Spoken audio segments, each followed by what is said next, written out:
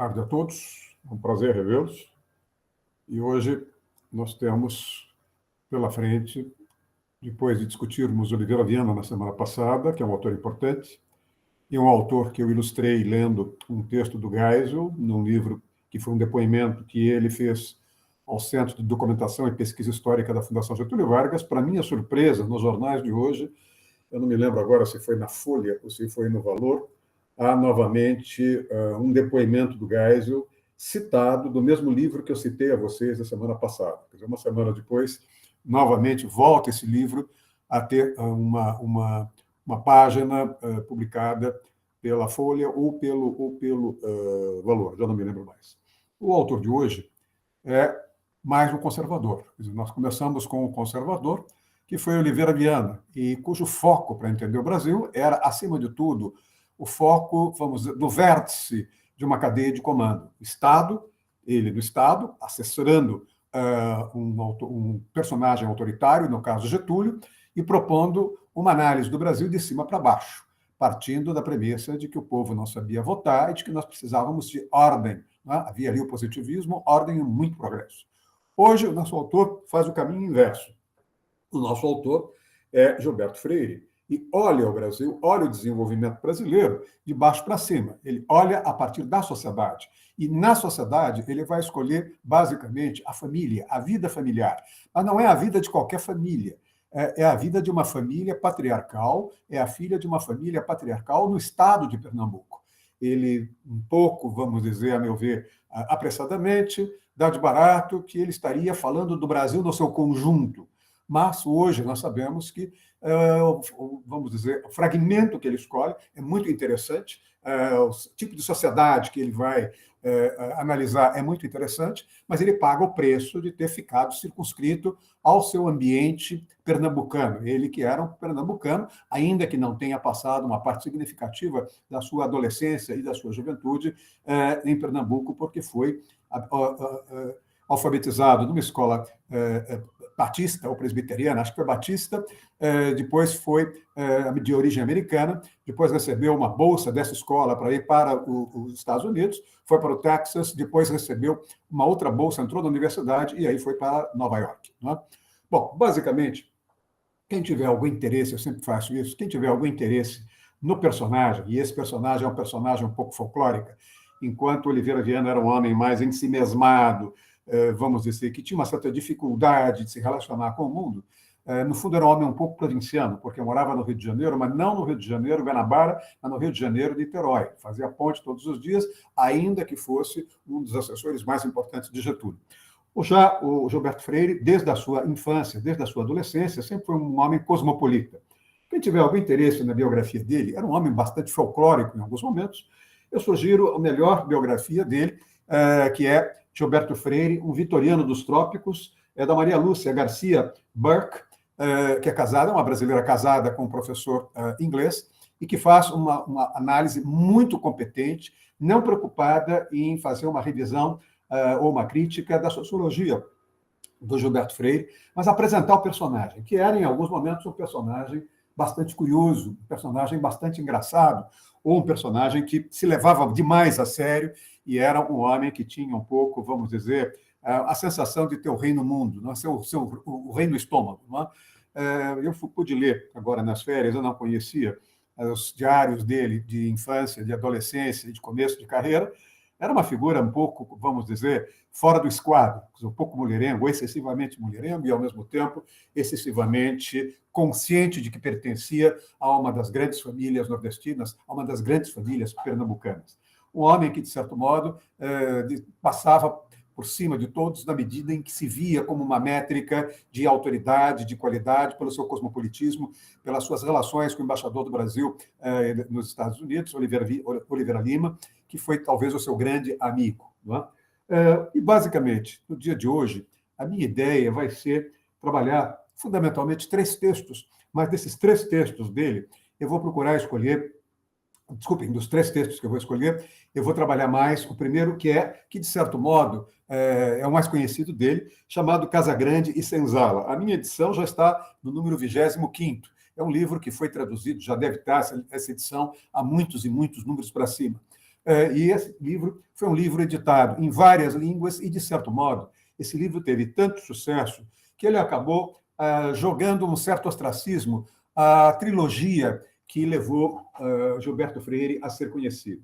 Em primeiro lugar, né, ele vai trabalhar a ideia, fundamentalmente, de Casagrande e Senzala, que é quando ele vai, basicamente, estar preocupado com a sociedade colonial. Ele está preocupado, fundamentalmente, com a sociedade colonial, com o Brasil, né? com aquela estrutura com a qual eu mostrei a vocês a semana passada. Né? Quer dizer, a ideia de um Brasil colonial, de um Brasil na sua formação, na sua formação. O segundo livro que ele vai escrever é um livro também, vocês estão percebendo, que tem uma quantidade enorme de texto, uma massa de texto aqui. Esse livro, para vocês terem uma ideia do que eu quero dizer, tem quase 1000 páginas.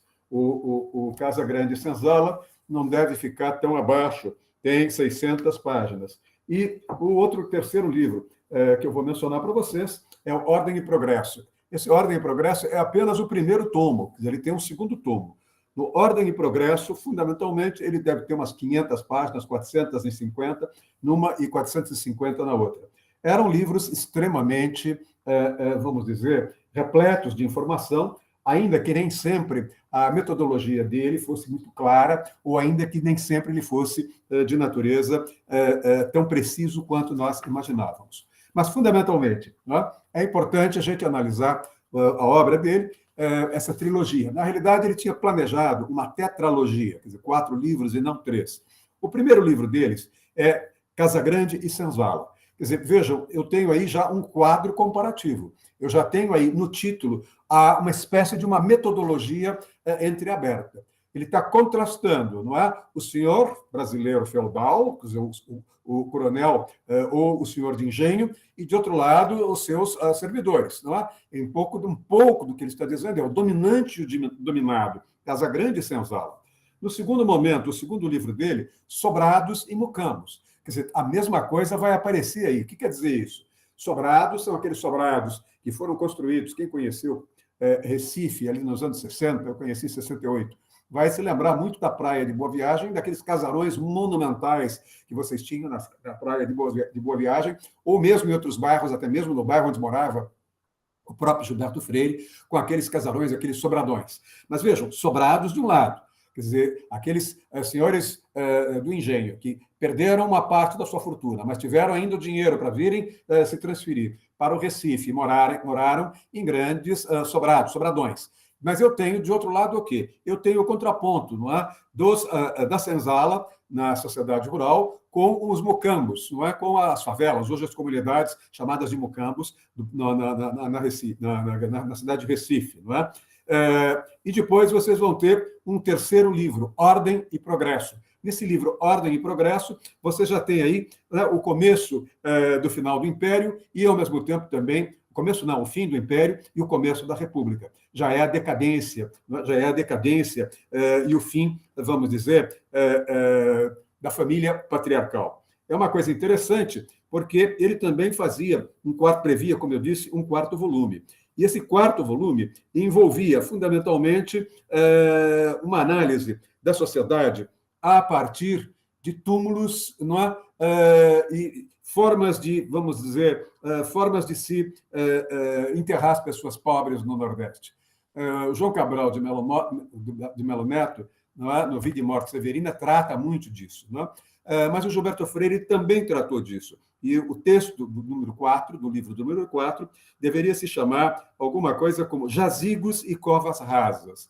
Era um livro sobre as artes do enterramento, as artes e as técnicas do sepultamento. Mas o tempo todo vocês estão vendo que tem uma dicotomia. Essa dicotomia vai entreabrir a metodologia dele. Ele vai falar num choque, num contraste entre o pobre e o rico, entre o latifundiário e o seu quase escravo, entre o morador do grande sobrado e o favelado, aquele que mora no mucambo, aquele que, de certo modo, tem uma grande propriedade num cemitério e aquele que tem uma cova rasa. O tempo todo nós estamos vendo aí o quê? nós estamos vendo uma tensão, nós estamos vendo um choque, nós estamos vendo um antagonismo, nós estamos vendo algo que é uma espécie de uma quebra de dois cristais. No entanto, ao contrário do que acontece com a dialética marxista ou a dialética hegeliana, em que vocês vão ter essa quebra dos cristais, ou seja, eu tenho uma tese, eu tenho uma antítese, uma antitese, e do embate eu vou ter uma terceira, eu vou ter aí uma tese, não é? Eu vou ter uma síntese, não é? E aí eu tenho uma síntese superadora da tese, uma síntese superadora da antítese. Nesse caso, o que Gilberto Freire vai chamar a atenção é que ele vai tentar analisar o Brasil a partir das relações de equilíbrio entre os senhores feudais brasileiros, que são os senhores de engenho, e os seus servos, entre aqueles que são os donos dos grandes sobrados na praia de Boa Viagem e aqueles que moram nas favelas ou nos mucambos. A mesma coisa ele vai dizer, não é? Aqueles que moram, aqueles que são enterrados nos jazigos dos grandes cemitérios e aqueles que são enterrados em covas rasas nos cemitérios de pessoas mais pobres. O que ele vai dizer, ao contrário da dialética marxista, ao contrário da dialética hegeliana, é que uma das características do Brasil é que vocês têm o que ele vai chamar de equilíbrio dos contrários. Equilíbrio dos contrários. Quer dizer, a Casa Grande é o contrário da senzala, a senzala é o contrário da Casa Grande. Mas, em vez de eu ter aí uma guerra, não é? Uma luta de classes, o que eu vou ter é um equilíbrio. E é este equilíbrio que, segundo ele, será a tônica, o fio condutor desses 3 volumes que ele escreveu. Não é? O primeiro volume, é interessante também a gente prestar atenção, o primeiro volume apareceu em 1933. O segundo volume apareceu em 1936. Ou seja, o primeiro volume, em 1933, é o volume da formação relativo à formação da sociedade patriarcal. É o período do Brasil colonial. O segundo livro, Sobrados e Mucambos, é de 1936. É a decadência da sociedade patriarcal, é o final do Império. E Ordem e Progresso é o fim da sociedade patriarcal e o advento da República, o começo da República. Se nós pararmos para olhar, o Ordem e Progresso vai ser escrito em 1959. Olhem só por que eu faço essa distinção. Em 1959 sai o último livro da trilogia. Em 1933 sai o primeiro livro dessa trilogia. Entre 1933 e 1959, vocês vão ter alguma coisa como quase 3 décadas, 26 anos de distância. E nessas quase 6 décadas de distância, vocês vão perceber um dado importantíssimo. Quando ele volta ao Brasil e começa a escrever Casa Grande e Senzala, estou falando ali na altura dos anos 20, ele nasceu em 2001, estou falando ali na altura dos anos 20, 22, onde vocês têm, não é? A Revolta do Forte de Copacabana, depois você tem a Semana de Arte Moderna aqui em São Paulo, e vocês vão ter todo um conjunto de tensões que vai esbarrar em 2 questões fundamentais. A primeira questão fundamental é o fim da República Velha, com a queda de Washington Luiz e a ascensão ao poder de um político de origem gaúcha, de origem autoritária, de origem positivista, baseado em Júlio de Castilhos, que divulgava Augusto Comte e a grande palavra de ordem do positivismo francês, ordem e progresso, que vai chegar a ser o lema da nossa bandeira, e, ao mesmo tempo, vocês vão ter também uma tentativa de uma grande aliança nacional com um viés sustentado pelos militares a partir de um projeto de modernização brasileira que nada mais era do que um projeto que pressupunha um programa de planejamento que industrializaria o Brasil. Nação moderna era, naquele momento, a ideia sinônimo de uma nação industrial. Portanto, se o Brasil quisesse se tornar uma nação moderna, o Brasil deveria se tornar uma nação industrial. E para se industrializar, o que provocaria a, vamos dizer, urbanização brasileira, nós deveríamos começar pela indústria, e na indústria deveríamos começar por um projeto de cima para baixo, autoritário. Esse projeto foi feito a partir projeto de planejamento varguista, que vai trabalhar com, primeiro, a extração mineral pela Vale do Rio Doce, a conversão desses minérios de ferro em chapa de aço, em 1941, e a fabricação de motores através da Fábrica Nacional de Motores, a Fábrica Nacional de Veículos, que vai, de certo modo, abrir caminho para a industrialização brasileira. Vejam, o que eu vou mostrar, o que nós vamos perceber, é que de certo modo, o Gilberto Freire era um inimigo, né, velado da industrialização. Ele sabia claramente que a industrialização geraria no Brasil o que aconteceu na Europa, o que aconteceu notadamente na Inglaterra. Lutas de classe, destruição de propriedades. Ele vai, de certo modo, lamentar um fim romântico de um Brasil mais ingênuo, de um Brasil que acreditava, ou ele acreditava, melhor dizendo, a tese dele, na miscigenação, no encontro de ricos e pobres, numa convivência que, apesar de toda a sua tensão, fosse uma convivência que não resultaria nem numa guerra civil, nem numa queda de regime. Portanto, ele era um romântico, um conservador romântico. E o que ele vai, de certo modo, começar a descrever na Casa Grande e na Senzala é a sociedade patriarcal no seu auge. O que ele vai fazer em Sobrados e Mucambos é, de certo modo, a decadência do patriciado rural, do patriarcado rural. Por que motivo ele demora 26 anos para escrever o último livro, que é Ordem e Progresso? Porque aí você já tem, ali na altura de 1959, 1960, o final do governo Juscelino, você já tem a consolidação do desenvolvimento industrial brasileiro. Você já tem a industrialização brasileira dando um ar de modernidade brasileira a partir de um processo de industrialização focado em cima do setor automotriz. Isso, para ele, vamos dizer, é o progresso, mas é um progresso que vai exigir uma visão autoritária, é um progresso que vai exigir uma noção de ordem, porque nós teremos conflitos que no Brasil do século XIX, no Brasil da sociedade patriarcal, nós não tínhamos. O que eu quero dizer com isso? Ele vai valorizar a miscigenação brasileira. Ele vai valorizar a miscigenação entre o português e o índio, entre o português e o africano. E vai dizer que uma das características brasileiras é exatamente essa miscigenação. Ao contrário da escravidão nos Estados Unidos, que foi extremamente violenta e gerou recessão, isso não ocorre no Brasil, vai dizer ele. Ela foi muito menos uma guerra, ela foi muito menos violenta e ela foi quase uma integração. Né? E aí é só a gente retomar um dado que eu já passei em outras aulas para vocês. Em 1940, portanto, ali já na altura do processo de industrialização varguista, 10 anos depois do Gilberto Freire ter escrito Casa Grande e Senzala, e 4 anos depois dele ter lançado Sobrados e Mucambos, a população brasileira era 68% rural e apenas 32% urbana. Não é? Portanto, quando ele vai lançar Casa Grande e Senzala, em 1933, e quando ele vai lançar Sobrados e Mucambos, em 1936, 68% da população brasileira era rural e apenas 32% da população brasileira era urbana. Quando ele vai lançar, em 1959, o livro dele, o último, que é Ordem e Progresso, não é?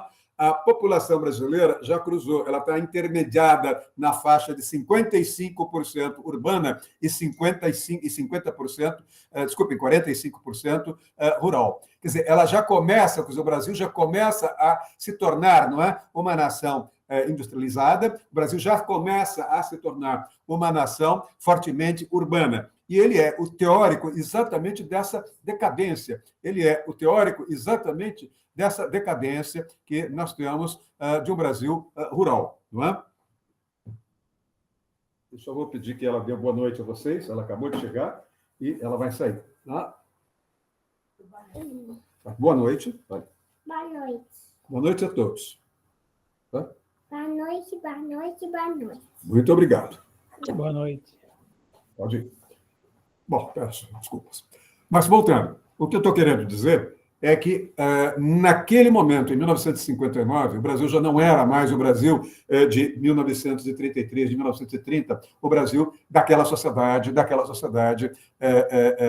ainda escravocrata que nós tínhamos no estado de Pernambuco. Não é? Portanto, qual é o roteiro dele? O roteiro dele é um roteiro em que, com esses 3 livros, ele parte da monocultura latifundiária do açúcar para estudar, primeiro, a formação da família brasileira na sociedade patriarcal, em segundo lugar, a decadência do patriciado rural e o desenvolvimento das cidades, quer dizer, ele começa a perceber lá atrás a tendência à urbanização, e o terceiro trabalho dele, que é o menos conhecido, os 3 são obras primorosas, mas acontece que o sucesso do primeiro praticamente matou os demais. Todo mundo lê Casagrande e Senzala, mas não vai até o final, até porque o livro é muito extenso, os livros são muito extensos. E o último livro dele é o impacto, não é? É o impacto da transição do trabalho escravo para o trabalho livre na desintegração da sociedade patriarcal. Quer dizer, ou seja, quando nós temos a absolvição, o fim da escravatura, a abolição da escravatura, e mais para frente nós temos a ideia de cidadania,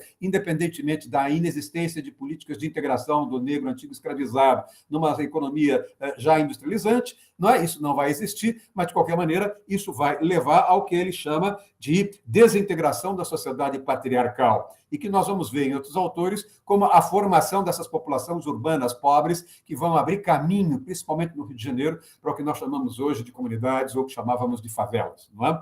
O que eu quero dizer, portanto, é que, fundamentalmente, os 2 primeiros livros foram publicados logo após a Revolução de 30, o que mostra claramente que ele era um adversário da Revolução de 30, que ele era um conservador, que, ao contrário de Oliveira Viana, que era um conservador que partia da análise vindo de cima para baixo, através do Estado, da sociedade, ele parte diretamente para a sociedade e vai eleger na vida social a vida patriarcal no interior de Pernambuco, na vida dos senhores de engenho. Não é? Portanto, os 2 primeiros livros foram publicados logo após a Revolução de 30, e, nesse sentido, o que é que nós vamos perceber? Nós vamos perceber que a Revolução de 30 vai trazer a industrialização, vai trazer a urbanização, vai trazer o dirigismo estatal do Brasil e a ideia de planejamento.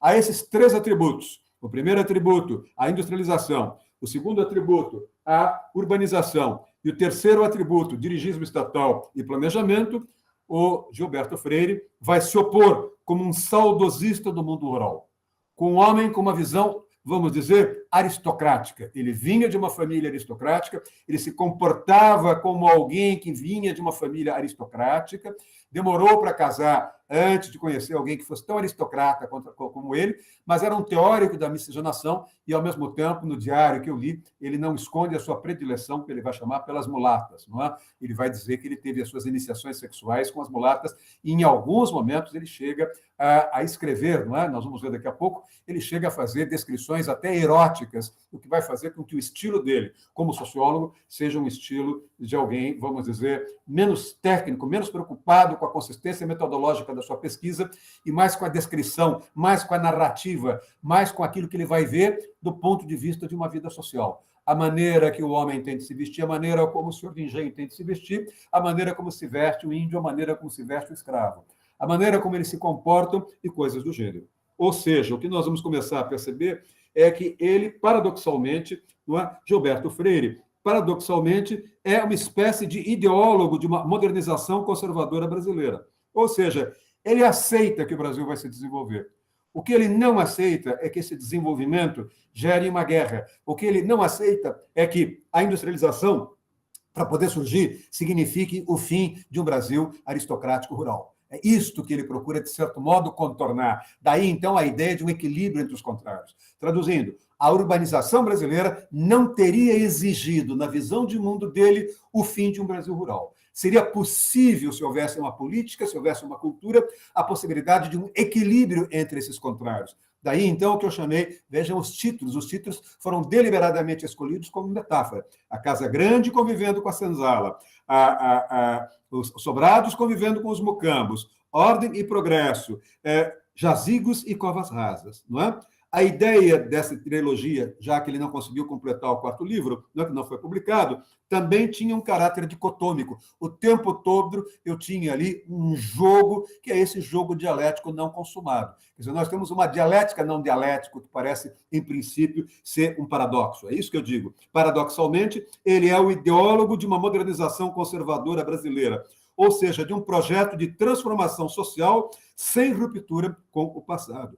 Vejam, quando nós olhamos esse nome que eu vou mencionar, que é Nelson Rodrigues, não teve, de modo algum, o preparo teórico de um Gilberto Freire. Gilberto Freire estudou antropologia numa universidade americana e estudou com os melhores antropólogos daquela época. Não é? Ele pode ser uma pessoa que tem o gosto de escrever de uma maneira mais, vamos chamar, romântica. E isso, de certo modo, fez com que ele fosse muito crítico, criticado, principalmente pela Escola Paulista de Sociologia, liderada por um homem tecnicamente muito competente, mas socialmente muito difícil e que exigia um texto quase, vamos dizer, rigorosamente científico, que era Florestan Fernandes. Quer dizer, Florestan criticava profundamente o Gilberto Freire pelo estilo dele. O estilo dele era um estilo muito narrativo, um estilo muito romanceado, um estilo muito interessante. Não é? O que eu quero chamar a atenção de vocês é exatamente para isso. Não é? O que nós temos aí é a tensão entre o velho e o novo, a tensão entre o tradicional e o moderno, a tensão entre o rural e o urbano, a tensão entre a aristocracia e o proletariado. Quer dizer, o tempo todo, o que é que ele vai fazer? Ele vai, de certo modo, trabalhar no sentido de equilibrar esses dois Brasis. Eu me lembro que quando eu entrei ali na altura do ensino médio, na altura de 1964, eu recebi do meu pai um presente, que era um livro que fazia um enorme sucesso na época, de Jacques Lambert, que era um antropólogo e um historiador francês, que estudou o Brasil e trabalhava com o título, esse livro trabalhava com o título Os Dois Brasis. Um Brasil atrasado, que era um Brasil profundo, e um Brasil das margens do Atlântico, que era o Brasil do Rio de Janeiro, que era o Brasil de Salvador, que era o Brasil de Recife. Não é? E o Brasil, portanto, tinha esse contraste, era muito, vamos dizer, estava muito na moda acadêmica trabalhar com o contraste entre o Brasil profundo e o Brasil do Atlântico, entre o Brasil atrasado e o Brasil que vai tender a se industrializar. É quando vocês tinham, não é, aquele momento do cinema novo em que vocês tinham a ideia de que o sol vai, que o mar vai virar sertão e o sertão vai virar mar, não é? Basicamente, o que nós estamos vendo é exatamente essa tensão contínua entre velho e novo, entre tradicional e moderno, entre rural e urbano. Quer dizer, é uma tensão que não se rompe, não é? Ela não, na visão dele, é uma tensão que não se rompe num processo revolucionário. Quer dizer, eu tenho uma tensão entre o velho e o novo. Não significa que o velho vai perder e que o novo vai ganhar. Eu vou ter uma tensão contínua entre o tradicional e o moderno. Não significa que o moderno vai esmagar o tradicional, mas eu vou ter uma tensão contínua entre uma coisa e outra. E eu vou ter uma tensão contínua entre o Brasil rural e urbano. A metodologia dele é a metodologia de alguém que não conseguiu entrar num curso de direito, quis fazer filosofia, se chateou com a filosofia e foi ser antropólogo e estudou com os melhores antropólogos. Esses antropólogos, basicamente, não é, deram a ele, principalmente nos Estados Unidos, pelo estilo de vida que ele levou, principalmente quando ele sai do Texas, não é, e vai para Nova York, quando ele se torna um homem cosmopolita, e ali ele vai se tornar muito próximo do embaixador brasileiro em Washington, Oliveira Lima, que era um embaixador importante, vai ser uma espécie de um homem que fará a cabeça dele, e dali irá a Paris, irá a Londres, irá à Alemanha, irá estudar. Basta ver o anglicismo dele, falava inglês desde criança, era tão forte que talvez seja um dos poucos brasileiros que eu saiba que consegue receber o título que recebeu da Rainha Elizabeth de Sir. Não é? Ele tinha um título conferido como Sir pela presença dele no debate antropológico inglês. Não é? Então, ele é um homem que vai, não é, com esse caldo de cultura, de alguém que vinha de uma família relativamente rica, que nunca trabalhou propriamente dito, que foi fazer os seus cursos de ensino básico, ensino médio e alfabetização em inglês na Texas e depois fazer a universidade em Nova York, depois vai fazer cursos em Londres, vai fazer cursos em Paris, vai fazer cursos na Alemanha. Este homem vai, de certo modo, misturar a antropologia, que era a sua, ele vai interagir com a antropologia, que era a sua, como é que eu diria, disciplina, a disciplina na qual ele se graduou, disciplina na qual ele fez seu mestrado, disciplina na qual ele fez o seu doutorado sobre a ordem social brasileira no século XIX. Esse foi o título da tese dele, apresentada à Universidade de Nova York. Não é? Esse homem, não é? Ele vai misturar, ele vai interagir a antropologia com a sociologia com a história com o folclore com a arte com a psicologia da época. Então, portanto, o trabalho dele não é um trabalho convencional. O trabalho dele não é uma daquelas teses chatíssimas que a gente lê e tem de ficar naquele universo e saber como é que recortou a pesquisa. Quer dizer, o tempo todo ele está o quê? Ele está sendo simultaneamente antropólogo, ao mesmo tempo um sociólogo, ao mesmo tempo um historiador, ao mesmo tempo um folclorista, ao mesmo tempo um estudioso da arte e da psicologia da época. Isso o leva, não é, de certo modo, a buscar suas informações não propriamente em pesquisas empíricas. Quer dizer, ele não vai fazer aquilo que o Florestan fazia, ele não vai fazer o que a Escola Paulista de Sociologia fazia. Estudar a partir de fazer um recorte, a partir de trabalhar com modelos matemáticos, trabalhar com uma série de modelos interpretativos. Ele vai, de certo modo, usar como objetos para serem analisados cartas, confissões, depoimentos, versos, modinhas, romances, receitas, Perguntas que são interessantíssimas, saber por que é que o senhor de engenho dormia com um urinol debaixo da cama, não é? Eu venho de uma família que, de alguma forma, teve lá o seu impacto, Quatro Santão, aqui na área de Campinas. Eles perderam tudo, mas eu ainda tive, com 14, 15 anos, e me recordo muito disso, a possibilidade de conhecer a casa do meu bisavô entre a cidade de Amparo e Monte, me falta o nome do monte. A outra cidade em Amparo, não? A fazenda era em Amparo, e essa fazenda foi vendida, e ela se tornou, de um certo momento, a fazenda onde a Globo gravava novelas temáticas na área. E eu me lembro que o que mais me marcou foi exatamente descobrir, eu estava lendo naquele momento, a pedido do meu pai, Casa Grande e Senzala, quando eu fui conhecer a fazenda, que foi do meu bisavô, eu descobri que tinha um urinol debaixo da cama. E qual não é a minha surpresa? É que ele dedica páginas para entender o porquê de um urinol debaixo da cama na sociedade escravocrata em Recife. Não é? Portanto, quando eu digo que os objetos analisados são diálogos, que ele vai pesquisando aqui e ali, confissões, que ele vai pesquisando aqui e ali, depoimentos, que ele vai pesquisando aqui e ali, versos, modinhas e romances, não é? Ele, no fundo, na metodologia dele, ele combina narrativa com documentação e imaginação. Portanto, ele é um sociólogo que muitas vezes é excessivamente imaginativo, o que significa que, por vezes, por ser imaginativo, ele pode não estar contando a verdade, ele pode estar romanceando. Ou seja, ele pode, num determinado momento, correr o risco, ele corre, né? E esse risco ele cai no risco, né? Ele derrapa nesse risco, de pensar que o interior de Pernambuco daria a ele as condições para poder, num determinado momento, compreender também o interior do estado de São Paulo, que não tinha nada a ver com o que acontecia em Recife. Ou ver o que acontecia numa economia cacaueira no sul da Bahia, que não tinha nada a ver com o que acontecia no interior de Pernambuco, ou ver a região norte, onde não tinha nada a ver com o que acontecia no interior de Pernambuco. O fato é que, ao trabalhar com diálogos, com cartas, com confissões, com depoimentos, com versos, com modinhas, com romances, com receitas de bolo, com receitas de pudim, com receitas de cocadas, não é? Com as formas de se vestir, com a forma de se falar, com o talher, com o tipo de talher que o senhor de engenho tinha e que o tipo de talher o escravo tinha, ou o português tinha, ou o índio tinha. Quando ele vai fazer essas comparações, ele vai se tornando uma figura cada vez mais, vamos dizer, agradável. Os textos dele são textos em que a professora de antropologia, Lilia Schwartz, do Departamento de Filosofia, desculpem, do Departamento de Antropologia da Faculdade de Filosofia da USP, da Universidade de São Paulo, diz que é tão lindo o estilo dele, é tão romântico o estilo dele, que ele talvez seja um dos poucos antropólogos que nós deveríamos ler comendo pipoca, não é? Porque nós seríamos antropólogos obrigados, nós teríamos de ler um antropólogo comendo pipoca? Porque o texto é agradável. O texto envolve, não é, a narrativa, o texto envolve estética, o texto envolve impressão, o texto envolve memória, o texto envolve romance, o texto envolve técnicas de dramaturgia. E, em algum momento, o texto, ele dá ao texto áreas de cinema. Quer dizer, em alguns momentos é como se ele estivesse sendo uma espécie de projetista de um texto para cinema. Quer dizer, ele fosse alguém que estivesse pensando em fazer um filme a partir da sua própria pesquisa.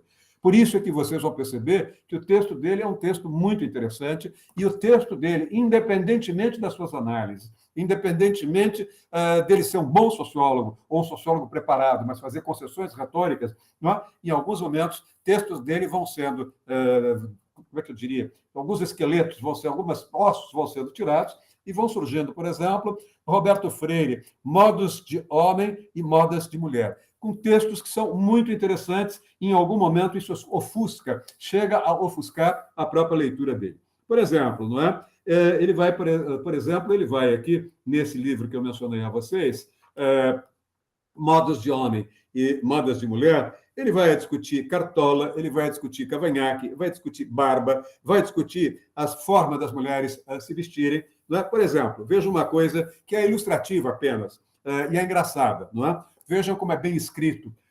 A moda de a mulher deixar ver as pernas ou a de deixar entrever seios provocantes encontrou resistências da parte, não só de moralistas, porém de homens simplesmente ou sensatos ou ciumentos. Há mulheres que, ao seguirem essas audácias, tendem a segui-las com exageros, imoderadamente. o que tem comprometido modas saudáveis. Modas só de caráter ético ou moral têm triunfado sobre os excessos de inovações tidos por demasiadamente afoitos. Meios termos têm, mais uma vez, triunfado sobre um outro extremo, o exibicionista e o moralista, o libertário e o puritano. Nos protestos a excessos libertários têm, por vezes, atuado a defesa chamada mulher de família contra o risco de poder ser confundida pela ostentação de decote, afoito, e de outros extremos com a chamada mulher da vida fácil, a mulher oferecida, e de outros extremos com a chamada mulher, vamos dizer, a prostituta, não é? Ou que se confunde com a prostituta. Numa verdade inclinada a exibicionismos de partes atraentes de sua figura feminina. Vejam, quando eu estou dizendo isso, eu estou dizendo que o autor que eu tinha mencionado, eu esqueci de completar, o Nelson Rodrigues, ele também trabalha exatamente com as transformações que essas mulheres têm quando saem de uma sociedade rural e ingressam numa sociedade urbana. Quando saem do norte e nordeste ou do centro-oeste e vêm para o sudeste no eixo Rio-São Paulo, notadamente Rio de Janeiro. Todo o universo Nelson Rodriguiano, quem me contou isso foi o Sábato Magaldi, no tempo em que era crítico de teatro, professor da ECA e meu colega de Jornal da Tarde, eu sou colega dele de Jornal da Tarde, ele foi nosso colega na USP, não é? Ele dizia, o universo Nelson Rodriguiano é um universo que encontra um contraste com essa leitura. Não é? Vocês imaginem, com 20 e poucos anos, sentado num ambiente de jornal, tendo um homem mais velho do que eu, 20 anos, que naquele tempo era procurador do INSS, crítico de teatro, mais tarde vai ser procurador, vai ser professor de dramaturgia e de teatro da Escola de Artes, a ESA, na USP, e, ao mesmo tempo, vai ser membro da Academia Brasileira e vai o tempo todo me mostrando o que era, vamos dizer, a mudança da pauta moral, da agenda ética, numa sociedade que saía de um contexto de, vamos dizer, migração, saía de um contexto agrário, saía de um contexto rural, e era uma sociedade que ia se emancipando. Não é? Imaginem esse tipo de texto. Outro texto, ele mesmo dava os títulos que eram ótimos, Traje da Mulher e Prosperidade do Marido. Vocês já entenderam o que vai acontecer aí, não é? Mesmo porque, começa exatamente o lead dele, dizendo assim, mesmo porque, em sociedades chamadas burguesas, o modo de as mulheres casadas se apresentarem em público constitui um dos meios dos seus maridos se afirmarem como prósperos. Aqui vai algum marxismo, diz ele, ou socioeconomicamente bem situados. É preciso que os vestidos das esposas ou de filhas variem, de menos a mais exuberantemente caros, e adornados como expressão quer da constância de status alto dos maridos e dos pais, quer como expressão de aumento de prosperidade, ou das ascensões socioeconômicas ou políticas, ou na ocupação de cargos ilustres dos mesmos maridos ou pais. Ou então, em alguns diamantes de homens que se sintam comprometidos por motivos de prestígio social, a se afirmarem através dos vestidos, dos adornos, dos sapatos, ostentados por suas amantes. Tudo isso ele vai, num determinado momento, não é? Transformando, como vocês estão percebendo, numa leitura absolutamente deliciosa. Um dos capítulos desse texto, que vai tirado daqui e dali, ele vai tirando desses textos, vai montando subtextos, chama-se População Brasileira e Miscigenação. Quem considerar a atual população brasileira precisa de entender a efeitos sobre ela da miscigenação, por um lado, e da reciprocidade da casa grande e da senzala, por outro lado. Miscigenada. Grande parte da gente brasileira, a miscigenação, como se faz sentir através de experimentos antropologicamente eugênicos e estéticos, vai levar a experimentos que podem se dizer virem repudiando excessos de saliências de formas de corpo e evitando-se tantos exageros africanoides de protuberâncias como os causazoides e as deficiências. E, a partir daí, ele vai começar a discutir, entre outras coisas, o tamanho do traseiro das mulheres, principalmente das nádegas das mulheres africanas. Ele vai dizer, o grande número de mulheres brasileiras, a miscigenação pode-se sugerir ter dado ritmos de andar e, portanto, de flexões de corpo, de ginga, suscetíveis de serem considerados afrodisíacos. Nesse texto, particularmente, ele vai dizer, atente-se nesses ritmos em cariocas ou pernambucanas miscigenadas em confronto com o de beldades argentinas que o observador tem acabado de admirar. Os ritmos de andar da miscigenada brasileira chegam a ser musicais na sua dependência de formas andulantes. Né? O gingar, não é? O rebolar, desculpem a expressão, ele contrasta com a maneira de andar das argentinas, não é? E aí ele vai dizer, as argentinas, o Brasil nunca será a Argentina, porque a Argentina é quase um país europeu, portanto, eles não terão mulheres que terão os traseiros grandes, que saibam jogar os glúteos, o que nós chamamos de, não é, rebolar. Isso significa o motivo que levou Casas Grandes e Senzala, na sua primeira edição, a ser queimado nas principais praças de Recife por ser um livro que era um livro que feria a moral católica da Igreja Católica da década de 1930 e 1933. Não é? O tempo todo, não é? Ele vai destacando a mulher ibérica, não, a mulher mais tendente, segundo ele, a ter formas exuberantes, não é? E ele vai mostrar a mulher, não é, tradicional brasileira, a mulher da Casa Grande é desprovida de saliências. Por isso é que, segundo ele, o senhor da Casa Grande aceita deitar, ou adora deitar, com o que ele chama de uma mulata bem torneada. E ele mesmo, no seu diário, o tempo todo, ele vai dedicar um dia da semana, geralmente sexta-feira ou quinta-feira, um dia a semana às mulatas. Significa que ele vai aos prostíbulos em Recife e, a partir daí, ele vai começar a descrever também nos livros dele os prostíbulos. Não é? Então, ele vai dizendo exatamente isso. Não é? Como é que vocês interpretam a irritação nervosa de uma mulher escandinava ao se sentar num ambiente de jantar na Europa do Norte e, ao mesmo tempo, não é, quando vocês vão sentar à vontade, descontraída, com o que ele chama de uma mulata bem torneada? Com isso, ele vai ganhando aquilo que eu chamei uma narrativa que combina documentação, muita imaginação, vista a partir de diálogos, a partir de cartas, a partir de confissões, a partir de depoimentos, diversos, modinhas e romances. Uma das características dele, por exemplo, é que na trilogia ele vai começar a comparar quem é a figura central para ele poder estudar na sociedade de Casa Grande e Senzala, e ele vai dizer, é o escravo. Mas na sociedade de Sobrados e Mucambos, já é a figura do mulato.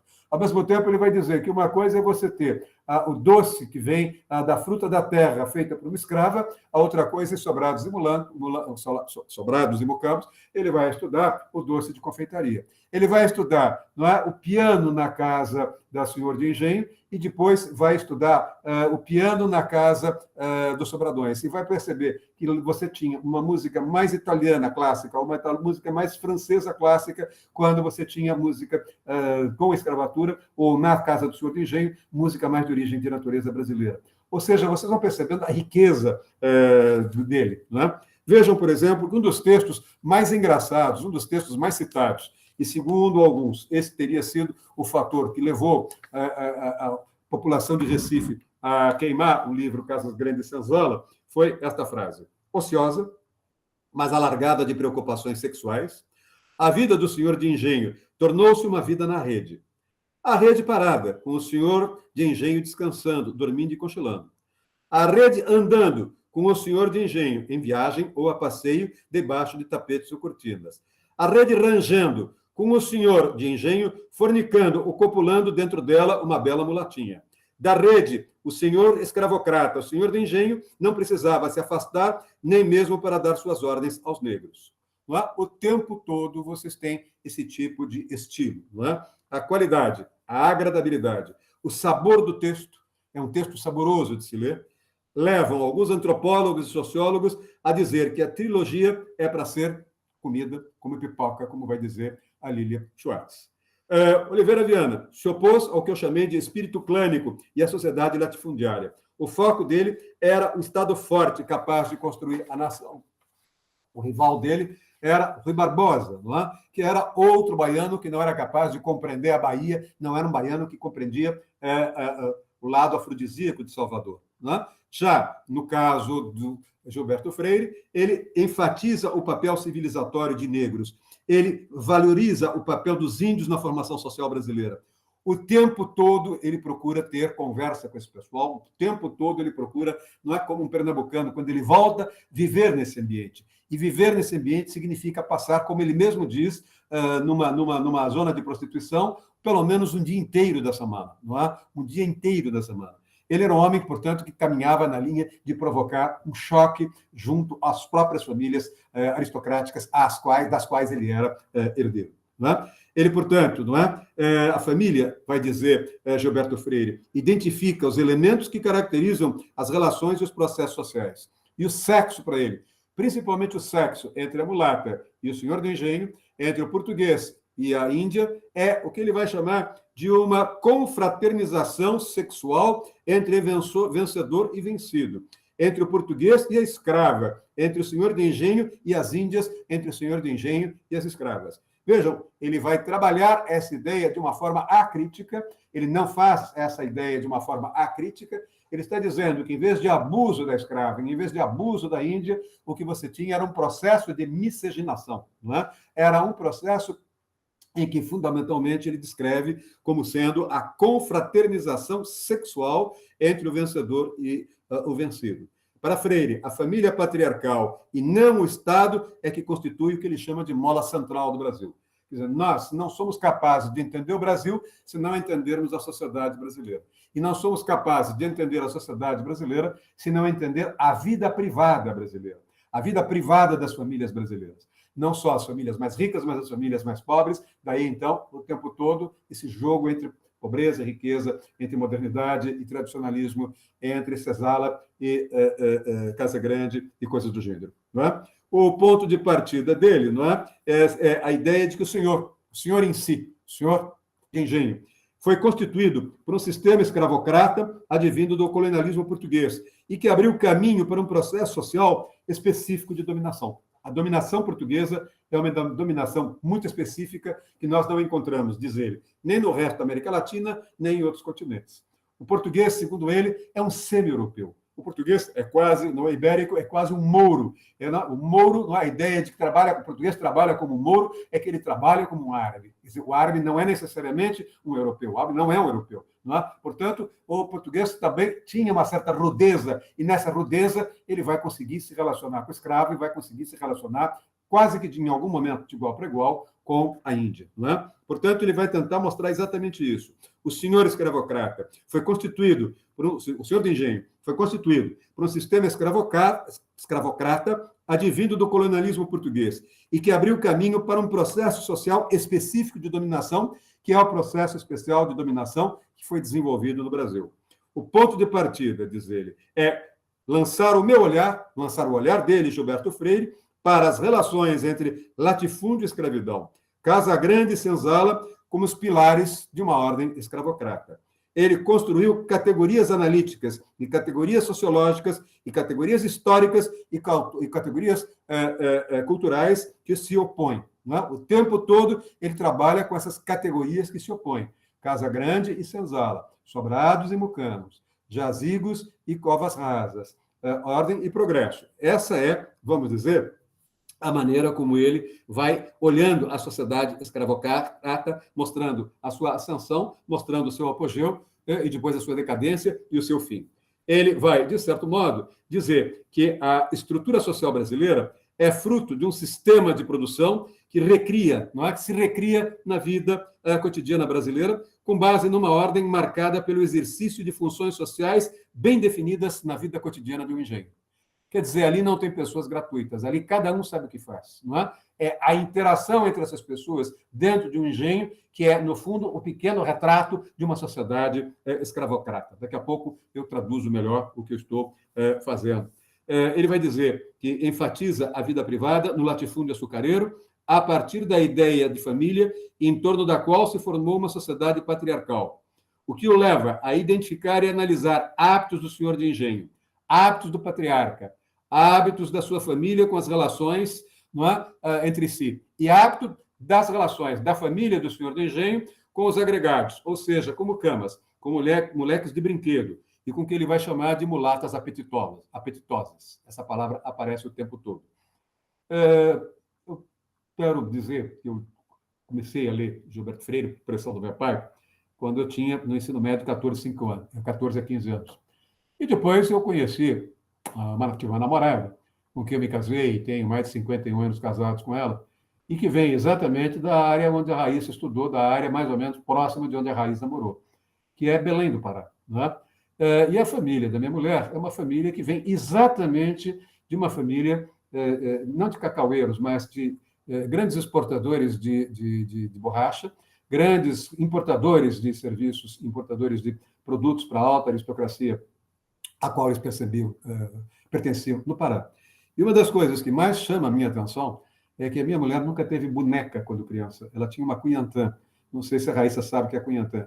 Ela tinha uma menina que era a boneca dela, filha de uma faxineira que era a boneca dela. Não é? Ou seja, se quebrasse a cabeça, e muitas vezes quebrava, as crianças quebravam a cabeça, né? Essa minha neta que entrou, podia ter uma boneca, em vez de ter uma boneca, ela tinha uma criança recém-nascida na mão dela. É isso que ele vai estudar. Não é? É isso, eu vejo as fotos e fico horrorizado com o que eu vejo nas fotos da família dela. Fui conhecer isso quando eu tinha 18, 19 anos, e fui conhecer isso em Belém do Pará. É isso que ele gostaria, que ele chamaria atenção. Não é? Para conhecer o Brasil, eu tenho de conhecer a vida privada no latifúndio açucareiro. Ele está falando de Pernambuco. Eu dei o exemplo agora, tirando de Belém do Pará. Não é? A descrição dessa vida privada também vai, segundo ele, partir da ideia de família em torno da qual se formou uma sociedade patriarcal. O que leva, não é? O que o leva, o Freire, a identificar e analisar os hábitos do senhor de engenho, os hábitos do patriarca, os hábitos da sua família, não é? O pai, a mãe, o avô, a avó, a professora, o bispo, o padre, como é que eles se relacionam e como é que todos eles da aristocracia se relacionam com o pessoal da senzala. Não é? Ao mesmo tempo, vai dizer ele, a compreensão dessa vida privada exige do antropólogo, exige do sociólogo, uma espécie de observação dos hábitos sexuais. Exige uma espécie de observação da culinária, uma observação da música que eles cantam, uma observação de charutos que eles fumam, que os senhores de engenho fumam, os doces, os livros, as formas de barbear, os modos de vestir. Não é? Vejam, modos de homem e modos de mulher. Não é? É extraído de Casagrande e Senzala. Os modos de sentar, os modos de cruzar as pernas, o modo de uso dos urinóis debaixo das camas, os tipos de calçado, os tipos de chapéu, os tipos de banho, os tipos de mobílias das salas de jantar, os tipos de mobília dos quartos, os objetos de decoração, enfim, os modos de andar, os modos de falar, os modos de cumprimentar, os modos de rir e a escolha de nomes para os filhos. Né? Vejam, a escolha de nomes para os filhos. Quer dizer, quando eu vejo o nome do meu pai, quando eu vejo o nome dos meus tios e dos meus tios-avós, que pertenciam, digamos, a essa elite paulista na área do café, ali na área da Mogena, não é? São nomes como Lamartine, que é o nome francês, Anacleto, que é o nome que meu pai simplesmente odiava, não é? Ele não suportava ser chamado de Anacleto, ele dizia, meu senhor, é me chamar Pedro, não é? E coisas desse tipo.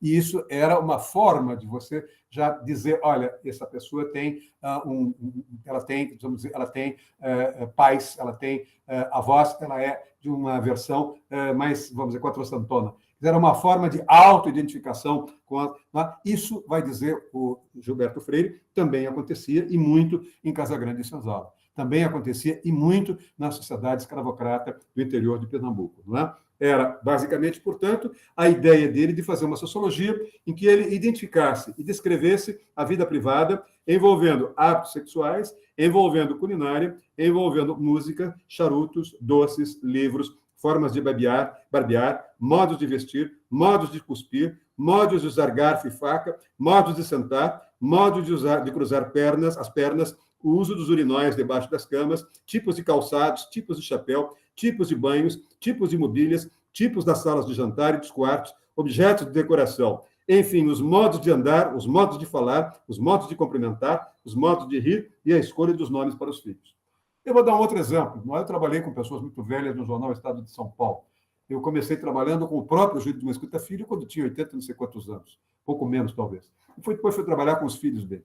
E uma das coisas que o velho Rei Mesquita, que morreu em 2008, com 87 anos, me contava, é que a geração da mãe dele, portanto, a avó da quarta geração dos Mesquitas, que tem a minha idade, né? Isso poderia ter acontecido comigo, graças a Deus, isso não aconteceu comigo. Mas a avó dos Mesquita, do jornal Estado de São Paulo, eles eram produtores de café na fazenda Louveira, na cidade de Louveira, próxima a Campinas, eram das famílias mais tradicionais de São Paulo, das mais tradicionalíssimas de São Paulo. Quem vocês já ouviram falar da Arnaldo de Carvalho, Avenida Doutor Arnaldo, eram as duas filhas do Doutor Arnaldo, que era o catedrático de medicina, e que se casaram com os Mesquitas, Júlio e Francisco. Elas faziam com seus primos, e os seus filhos, melhor dizendo, e os seus pais me contaram, e os seus netos me contaram, que ela testava com modos de vestir e modo de tomar café se a moça apresentada por um neto ou por um filho a ela estavam ou não à altura de uma família quatrocentona. E uma das coisas que mais me impressionou, e eu pude ver isso, foi a apresentação de um neto dela, que o garçom foi servir, o mordomo foi servir café, e todos olharam para café. Eu fui instruído a olhar se ela tomaria café, não tenho aqui uma xícara de café, se a pessoa que era candidata a ser uma mesquita tomaria o café dessa maneira, traria o café, aqui fica a xícara, subiria o café, traria o café, faria isto ou se faria isto. Né? Se ela levantasse o dedinho e trouxesse o café e tomasse cuidado de não derrubar, ela estava simplesmente liquidada, não podia mais entrar em casa. Vejam, eu me lembro disso sendo discutido, não é? E lendo Gilberto Freire e depois participando de uma série de conversas com amigos sociólogos a respeito disso. Em Casagrande e Senzala, Gilberto Freire viu os problemas do Brasil na dispersão geográfica dos núcleos de povoamento.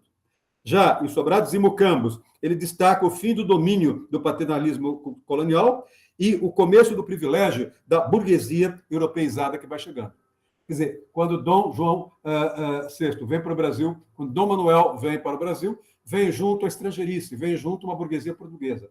Essa, vamos dizer, burguesia portuguesa introduz novos usos e costumes, introduz certos modelos de finesse que o Brasil, naquele momento, até então, não tinha. Não é? Então, essa estrangeirice, não é? Isso que ele chama de privilégio da burguesia europeizada, a maneira de ver música, a maneira de falar, a maneira de comer, a maneira de eleger um prato, a maneira de fazer vamos dizer, de dançar. Tudo isso vai, de certo modo, começar a mudar o Brasil colonial, vai levar à decadência do Brasil colonial e vai levar, no primeiro momento, ao que ele chama de uma burguesia europeizada, com uma cultura europeizada, mas depois vem uma burguesia, que é a burguesia dos imigrantes, dos japoneses, dos italianos e dos espanhóis, coisa que não é a área de ação dele, não é o campo de pesquisa dele.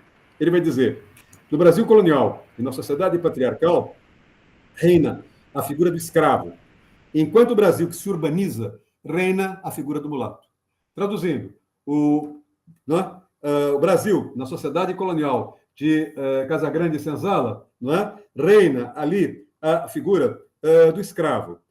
E no Brasil, do Sobrado e Mucambo, reina a figura do mulato. No primeiro, ou seja, Casagrande e Senzala, Freire chama a atenção para o doce feito, né? O doce feito com frutas da terra, para o ato de manter os dentes limpos, para o curandeirismo, para o violão e para as modinhas. No caso de Sobrados e Mucambos, né? Ele joga a luz sobre o doce trazido pelo burguês das confeitarias, para o aparecimento das novas terapias médicas, para o piano no Sobrado, e para a música introduzida, a música francesa ou italiana introduzida no Sobrado, e para as novas profissões. Entre as novas profissões, alfaiate, bancário, trabalhador em armazém, tocador de piano na casa que vende piano e advogado, promotor e juiz. Quer dizer, todos no mesmo nível, não é? Alfaiate, bancário, trabalhador em armazém, trabalhador de casas de piano, que é um músico que fica sentado ali tocando piano para mostrar o quão importante é o piano, né? E isso vai, de certo modo, mudando o perfil, o uso e costume da sociedade pernambucana. Nesse sentido, vai dizer ele, Freire também lembra da chegada de Dom João VI e da família real para o Brasil, em 1808, e isso acabou, não é? Gerando o que ele chamou, no livro dele, de majestades de tempo colonial, e introduziu um novo contexto marcado por artificialismos e marcado por estrangeirices. Em alguns momentos ele cita o próprio Machado de Assis fazendo essas críticas. Não é? Nesse contexto, que é o contexto de Sobrados e Mucambos, surgem as figuras do bacharel em direito, como juízes, advogados e promotores de justiça. Surge também como uma profissão nobre a figura do médico e também a figura do gerente de banco, que eram os antigos correspondentes comerciais, que são descritos por Gilberto Freire como aliados contra a roça, não é? Aliados contra o engenho e a favor da praça comercial, a favor das cidades que vão sendo formadas. Não é? É muito interessante essa descrição, porque esta família, não é? Que vai, de certo modo, ele vai dizer, esses correspondentes comerciais eram os correspondentes que abriam créditos para os senhores de engenho. Mais uma vez, a minha experiência familiar vem muito disso. Eu, quando era jovem, muito criança ainda, desde os 5, mas até os 15, 16, 17 anos, ia nos carnavais passar, evidentemente, na fazenda da família, dançar na cidade de Amparo. Eu nunca soube dançar carnaval, nem sei dançar qualquer coisa. Mas eu ia lá, pelo menos, assistir tudo aquilo, e alguns dos meus tios, já que a fazenda havia sido vendida e tal, sendo correspondentes comerciais, que era uma maneira de manter a nobreza e ganhar um dinheiro que não era a fortuna que eles tinham. Veja. E aí eu percebia como vamos dizer, a agência de uma agência bancária numa cidade do interior de produção do café tinha uma sala para gerente que não tem nada a ver com a sala dos gerentes de hoje. Nunca imaginei que um dia eu trabalharia num banco como o Banco Itaú, que simplesmente mandou tirar vamos dizer, aquelas salas com embuia ou com jarandá, mesas de carandá, etc, etc. Não é? Claramente, não é? É isto que ele vai conseguindo observar, essas transformações. Não é? Ele vai dizer o seguinte, o que nós temos aí é, fundamentalmente, não é?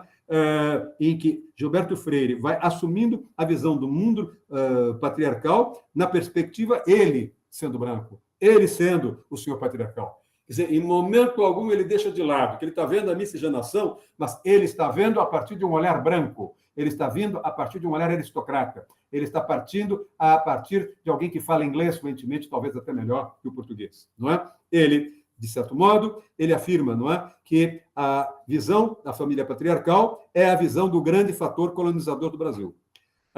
O grande fator colonizador do Brasil foi a família patriarcal. A família patriarcal é a unidade produtiva do capital que desbravava o solo, que instalava as fazendas, que comprava e vendia escravos, que comprava e vendia bois, que comprava e vendia ferramentas. É a força social que se desdobra em vida política, constituindo-se numa aristocracia colonial que detém o poder.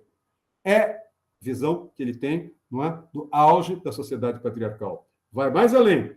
Ele também valoriza o negro, só que o negro dele é idealizado. Não é? O negro dele é, de certo modo, idealizado. Ele valoriza o negro como uma das bases do que chama de brasilidade. Sem o negro, sem os hábitos dos negros, nós não teríamos o que ele chama de brasilidade. Ele afirma que a singularidade do Brasil, o Brasil é um país singular, que não se confunde com o resto da América Latina, está no encontro mais fecundo de raças, não é? Está no encontro mais fecundo de raças e culturas. É uma mestiçagem que deu certo, intensa e efetiva.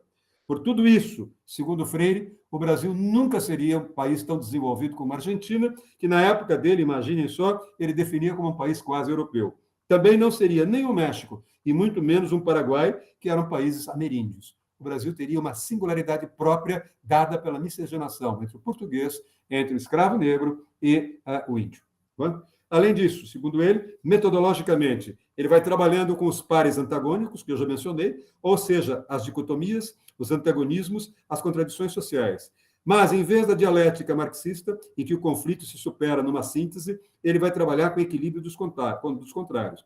Ele compara a cultura europeia e a cultura indígena. Ele vai dizer, uma não destrói a outra. E vai ter exemplos na Semana de Arte Moderna com o Mário de Andrade ou com Oswaldo de Andrade. Quer dizer, vejam, ele vai ter exemplos na Semana de Arte Moderna de que ele estava no caminho certo quando ele dizia o moderno não destrói o atrasado, o moderno não destrói o passado, o presente não destrói o passado, eles podem conviver. E uma forma dessa convivência, segundo ele, foi a Semana de Arte Moderna, que foi financiada pela aristocracia paulista e que mostra claramente que os inovadores ali trabalhavam com índios, como fez o Tarsila do Amaral e como fez o Mário de Andrade. Né? Portanto, ele vai dizer, metodologicamente, ele trabalha com os pares antagônicos, com dicotomias, com antagonismos, com contradições sociais. Mas, em vez da dialética marxista, ele trabalha com o equilíbrio dos contrários, trabalha com o equilíbrio entre uma cultura europeia e uma cultura indígena. A tese dele é no sentido de que os contrários se justapõem. Os contrários tendem a conviver em harmonia. Trata-se, portanto, de uma contradição sem dialética. Trata-se, não é, de uma contradição que não produz necessariamente uma síntese. Em outras palavras, a sociedade patriarcal, aspas, descreve Gilberto Freire, é uma totalidade sem síntese. Não há conflito, não há uma síntese, porque eu tenho ali o quê? Na miscigenação, eu tenho a acomodação do índio e do escravo e do pobre. De um lado, de outro lado, com o senhor do engenho. De outro lado, eu vou ter depois a figura do mulato. Não é? E, com isso, ele vai construindo o que ele chama, nesses livros dele, de uma amostra da harmonia. Não é? Casagrande e Senzala é descrito por ele como uma amostra da harmonia. Sobrado e Mocambo é uma amostra dessa harmonia. Não é? E o terceiro, Ordem e Progresso, é também uma prova disso. Ele vai dizer que aspas, tirando isso do livro Casagrande Senzala, a potencialidade da cultura brasileira está em residir na riqueza de antagonismos equilibrados. Há duas metades, diz ele. Há duas metades, a metade branca e a metade preta. O senhor e o escravo. Um é a metade branca, o outro é a metade preta. Mas são metades confraternizantes, que se veem mutuamente enriquecendo de valores e experiências diversas o Brasil. Em síntese, não é? Os brasileiros têm de se completar num todo, e não com o sacrifício de um elemento em detrimento do outro. Ele é, portanto, alguém que acredita na ideia da fusão, na ideia da miscigenação, na ideia do que a gente chama do equilíbrio entre os contrários. Daí a crença de Freire, não é, de que os brasileiros vão se completar num todo e não com o sacrifício de alguém. Daí a crença de Freire na democracia racial, daí a crença dele numa cultura brasileira baseada no hibridismo, baseado na plasticidade herdada dos ibéricos. Quer dizer, custa crer, né? O Brasil que a gente vê hoje, custa crer, né? O Brasil que nós vemos nas comunidades, nas favelas. Eu dei aula durante muitos anos, 17 anos, eu dei aula na Federal do Rio de Janeiro, às segundas-feiras cedo. Eu saía num hotel de Copacabana e era obrigado a passar ali pelas comunidades, depois da Fiocruz, até a Faculdade de Economia, onde eu dava aula, no Fundão, né? Lá no Fundão. Quer dizer, vocês terem uma ideia do que é aquilo, não é? Como, vamos dizer, a visão dele é uma visão absolutamente ultrapassada. É linda no sentido antropológico, mas sociologicamente é uma visão bastante ultrapassada. Né?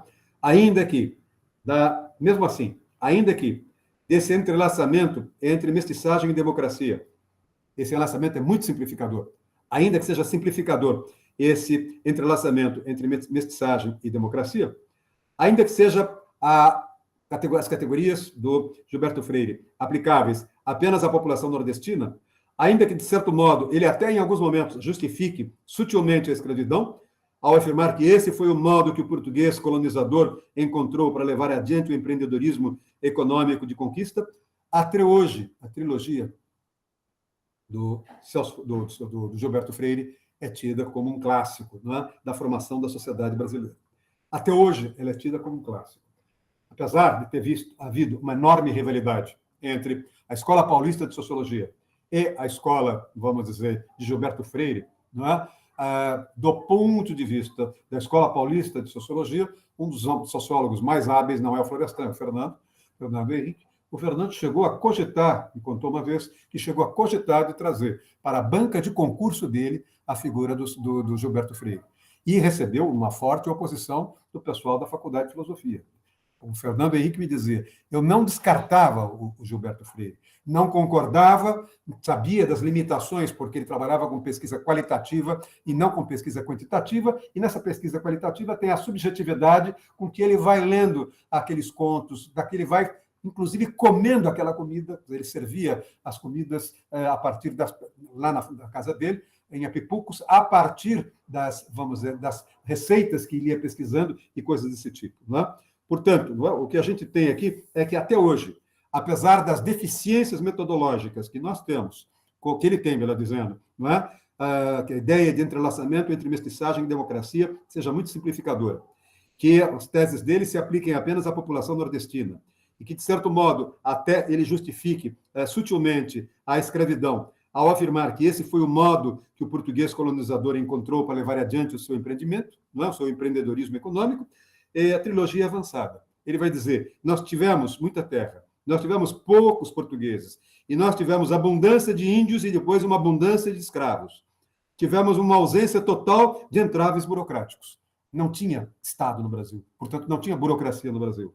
Tudo isso viabilizou a formação da sociedade patriarcal.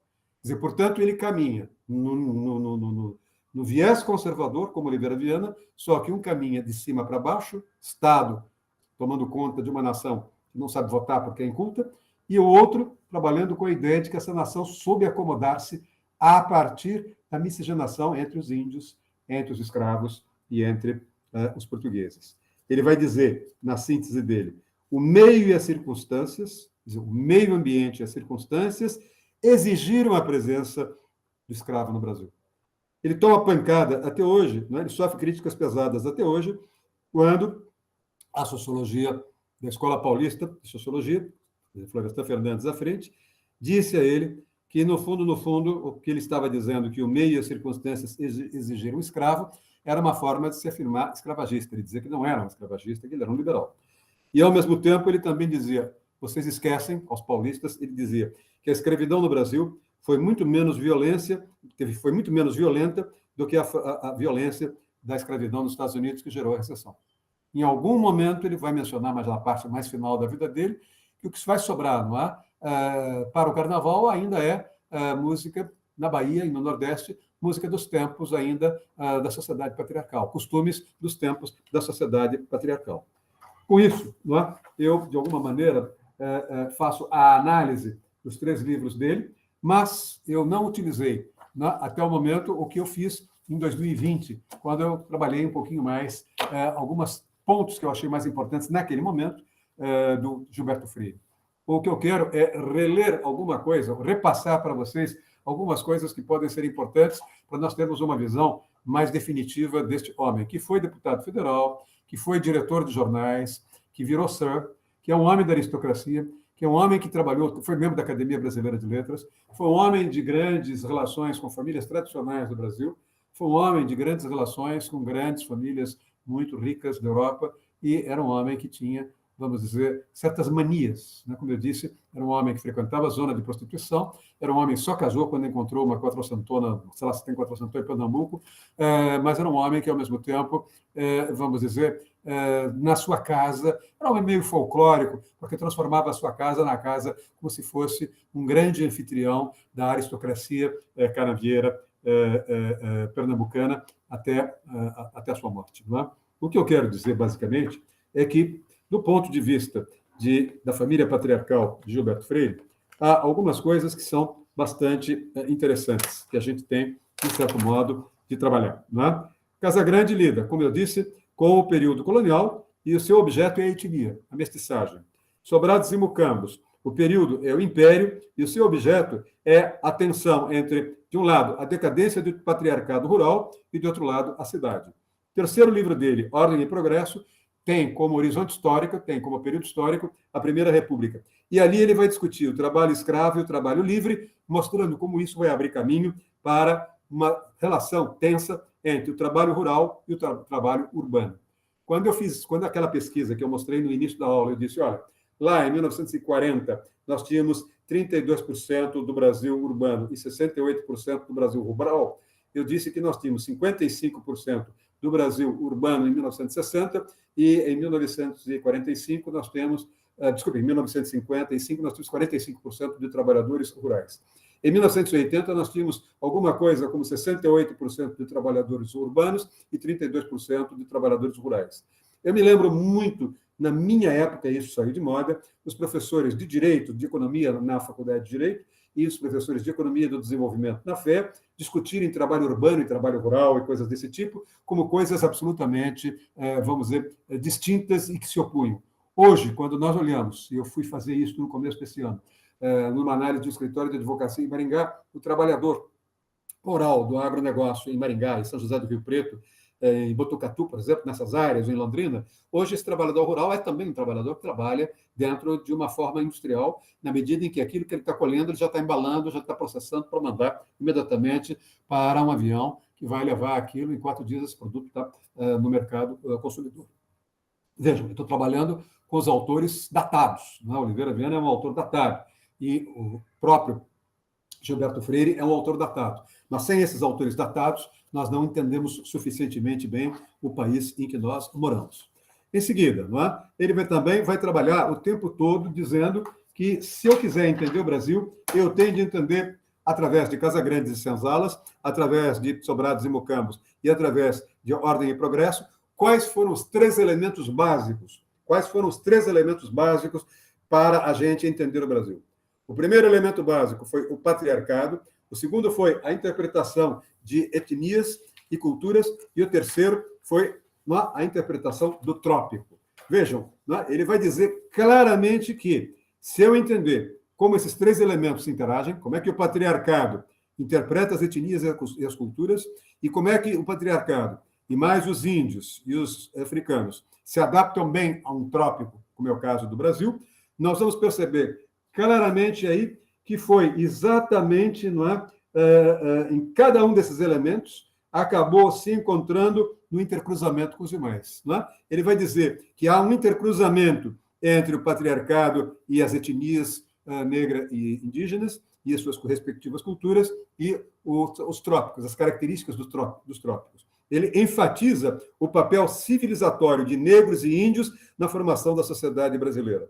Ele destaca a democracia racial. Ele estuda a formação da família na sociedade patriarcal, valorizando como ponto de partida a decadência do patriciado rural e a monocultura do açúcar.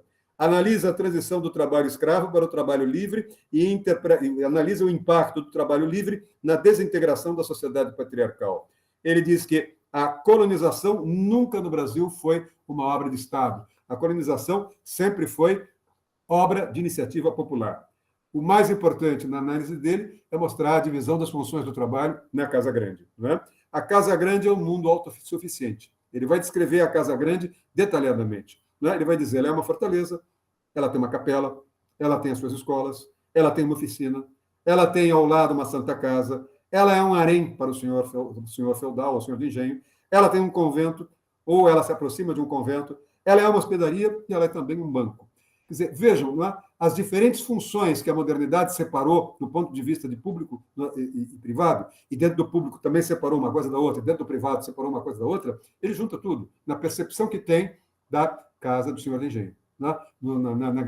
na Casa Grande. Ela é simultaneamente uma fortaleza, ela é simultaneamente uma oficina, ela é simultaneamente uma capela, ela é simultaneamente uma escola, ela é simultaneamente um harém, ela é simultaneamente uma santa casa, um convento, uma hospedaria e um banco. Se vocês olharem, não é? O José Luiz do Rego, como é o nome dele? Me falta o nome dele. Vocês sabem de quem eu estou me referindo? José Luiz do Rego. José Luiz do Rego. O José Luiz do Rego foi aluno dele de inglês. Foi aluno dele de inglês. Ele conta que o José Luiz do Rego não falava uma palavra de inglês. E que o José Luiz do Rego era, segundo ele, uma das figuras que melhor conhecia sociologicamente, era advogado, mas que conhecia melhor sociologicamente as famílias escravocratas, né? E que ele é talvez o mais importante fora do Brasil, ele é o mais importante, mais conhecido intérprete daquela sociedade patriarcal no seu período áureo e na sua decadência. E aí ele diz, não é? Se nós olharmos o Zé Lins do Rego, ele será, não é? Depois de mim, o segundo maior, vejam uma falsa modéstia dele. Ele será mais segundo, de longe, ele será o mais segundo importante intelectual a compreender essa ascensão e decadência da sociedade patriarcal. O Gilberto Freire tem lá um universo de, vamos dizer, no seu teatro, no seu universo, né? Ele tem lá os seus personagens. O primeiro personagem que ele vai estudar é a patriarca. O segundo personagem que ele vai estudar é a mulher do patriarca. O terceiro personagem é o escravo. O quarto personagem é o menino. E o quinto personagem são os agregados. No livro dele, nesse livro que eu li em Campos, que é o Diário, né, é interessante porque, segundo, fica quase claro que ele copidescou os diários. Teoricamente, é o diário dele quando era adolescente, quando ele era jovem, quando ele era estudante universitário e quando ele começou a fazer o mestrado dele. Agora, quando a gente olha, está muito bem montadinho, está muito bem contada a história. Claramente, ele deu uma guaribada e melhorou a própria biografia dele. Né? Fica absolutamente evidente que ele falseou alguma coisa na própria bibliografia.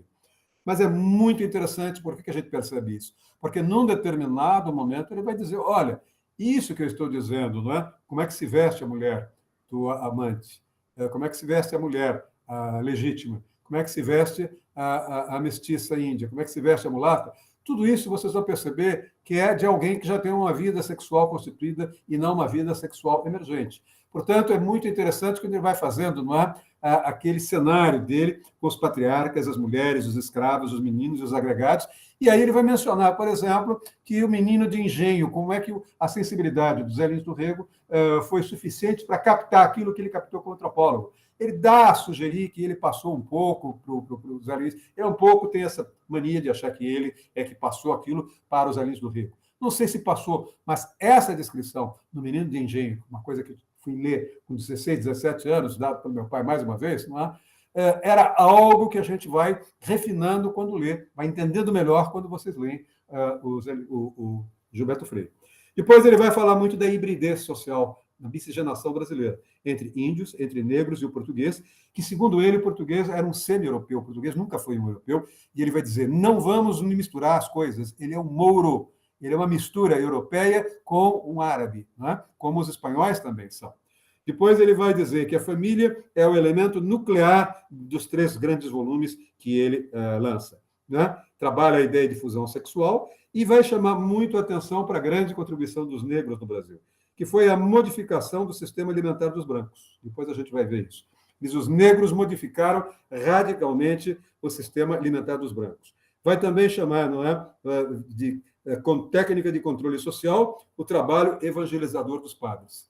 Ele tem um verdadeiro horror dos padres, principalmente dos padres jesuítas, que foram os que queimaram Casa Grande e Senzala nas principais praças em 1933 de Recife. Não é? Ele vai dizer que o trabalho evangelizador dos padres sempre foi apenas e tão somente uma técnica de controle social, uma técnica de tirar a capacidade de resistência dos índios, uma técnica de acalmar e de socializar numa sociedade escravocrata a ideia de injetar a ideia de escravidão, de perda de liberdade dos presos, por meio da noção de pecado.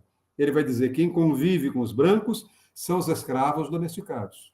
Quem convive com os brancos são os escravos domesticados pelos jesuítas, pelas ordens religiosas.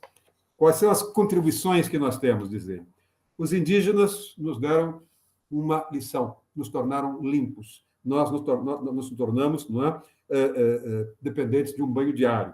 Ao mesmo tempo, os indígenas nos ensinaram a dormir em redes e também nos ensinaram a comer uma alimentação natural. Ainda hoje, de manhã, na hora de descansar, eu descanso lendo, eu estava lendo um livro de um pensador, de um romancista uruguaio, que era de esquerda e se refugiou nos anos 50, 60 e 70 em Paris. E ele me disse que quando, está dizendo no livro dele, algo que eu vivenciei. Quando eu entrei pela primeira vez em 1970, 79, sei lá quando, num trem em Paris, eu quase tive ânsia de vômito, tal mau cheiro. E o mau cheiro era exatamente de um povo que não tem a tendência do banho. Quando vocês olharem o Paulo Salles Gomes, filho, que foi professor também da ECA, especializado em cinema, quando a mãe dele foi visitá-lo em Paris nos anos 50, e ele morava com o Rui Mesquita, do Jornal Estadão, a mãe quase teve um infarto, porque ele não tomava banho fazia alguns 20 dias, 30 dias. E ele converteu o banheiro dele numa biblioteca. Ele dizia para a mãe, aqui a gente toma um banho uma vez a cada 15 dias, num banho público. Não é? Hoje isso mudou. Vejam, essa ideia no Brasil vem sendo estudada. Uma das pessoas que mais estudou foi o próprio Gilberto Freire, em outros livros menores. Não é? Ele escreveu muitos livros menores. Ele vai dizer, olha, a ideia da rede de dormir, a ideia do banho diário como condição de limpeza, a ideia da alimentação natural, isso foi claramente uma contribuição dos indígenas. A feijoada, o lundu, o candomblé, as crendices, a luta física e aquele ambiente do carnavalesco, afrodisíaco, não é? Dionisíaco, que nós temos em Olinda, que nós temos em Recife, que nós temos em Salvador, isso vem da escravatura, isso vem dos escravos. Dos portugueses vem a predação da natureza, a exploração e o formalismo vazio, o formalismo absolutamente retórico. Não é? Dos Sobrados e Mocambos, ele vai dizer, eu acho que é um livro que ajudou a romper a mostrar como é que se deu a ruptura do complexo de inferioridade do negro e do índio no Brasil. Quer dizer, ele acha que neste texto, né, que é Sobrados e Mocambos, ele conseguiu entender como é que o mulato, o negro e o índio romperam o seu complexo de inferioridade. Mas ele acredita que não existe esse complexo de inferioridade. Hoje, toda a literatura diz exatamente o oposto. Eu tinha trazido aqui para vocês, eu não sei onde eu pus, não é? Vejam a ingenuidade dele. Eu não sei onde eu botei. Está aqui, já achei. Eu quero que vocês comparem quando ele vai produzir o livro Ordem e Progresso, né? E vai lançar em 1959, portanto, 26 anos depois de Sobrados e Mocambos, ele vai continuar insistindo de que ele foi o autor, ele vai continuar insistindo na tese de que ele foi o autor que conseguiu, né, entender como é que o negro e o índio romperam o complexo de inferioridade que eles tinham na sociedade brasileira. Como é que a mestiçagem permitiu aos colonizadores adaptar-se aos trópicos? Como é que foi a evolução socioeconômica do engenho à cidade?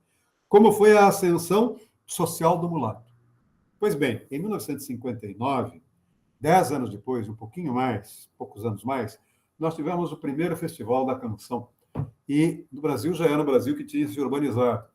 E aparece, num desses festivais da canção, um sujeito que vinha de Minas, chamado Milton Nascimento, que cantou algo que levou, não é, a uma discussão imensa naquele tempo sobre o quanto atual seria o Gilberto Freire e o quanto desatual ele seria, tendo sido, no fundo, criticado por uma música chamada Morro Velho. Nessa música Morro Velho, do Milton Nascimento, ele começa assim: no sertão da minha terra, fazenda é o camarada que ao chão se deu, fez a obrigação com força, parece que até tudo aquilo é seu.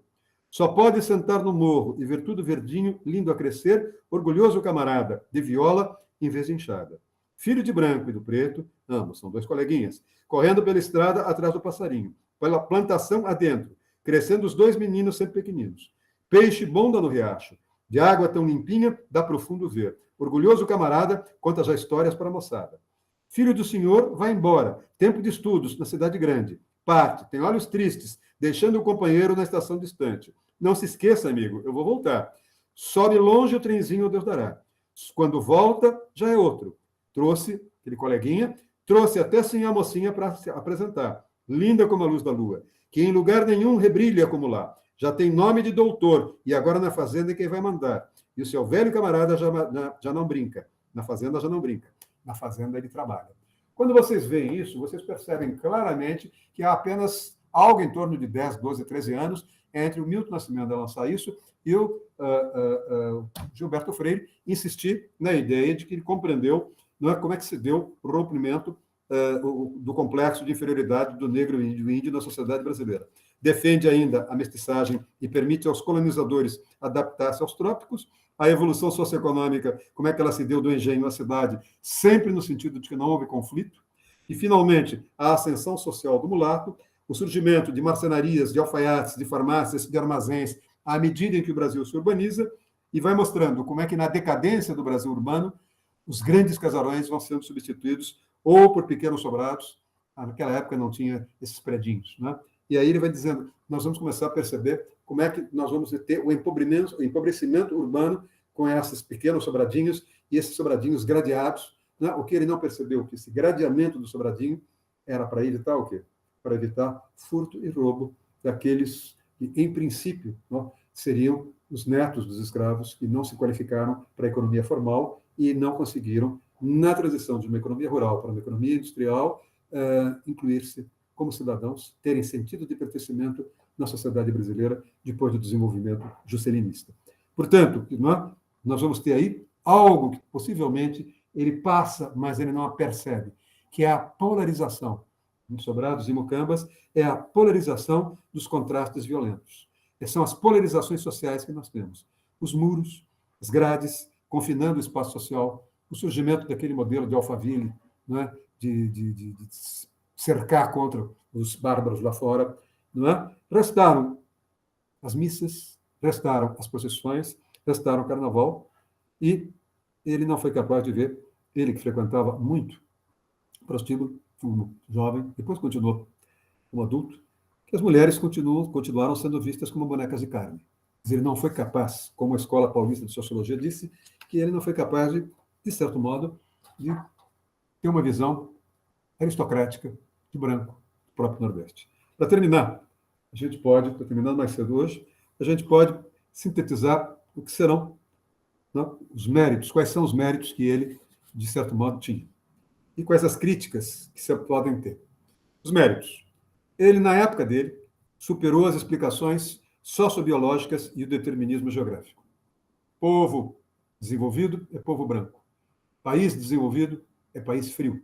Quer dizer, ele teve o mérito de romper isso. Ele foi quem rompeu, não é? Ele foi o primeiro antropólogo brasileiro que não aceitou isso. Oliveira Viana, pelo contrário. Oliveira Viana repetia exatamente isso. Ele, que é muito mais moço do que o Oliveira Viana, 17 anos mais moço, ele vai refutar o que o Oliveira Viana dizia. Né? Portanto, o mérito dele foi superar, foi um dos primeiros na área dele, a superar as explicações sociobiológicas e o determinismo geográfico. O determinismo geográfico é povo desenvolvido é povo branco. E a explicação sociobiológica é onde eu tenho frio, eu tenho desenvolvimento. Segundo, não é? Ele teria inovado, dizem os sociólogos, mesmo o pessoal, não o Fernando, não o Florestan Fernandes, mas o Fernando Henrique já tem um livro muito interessante em que os 7 homens, se vocês me permitirem, eu posso ir ali, mas deve ser os 7 homens que construíram o Brasil. Deixa eu tentar ver se eu acho aqui, que pode ser interessante para vocês. Né?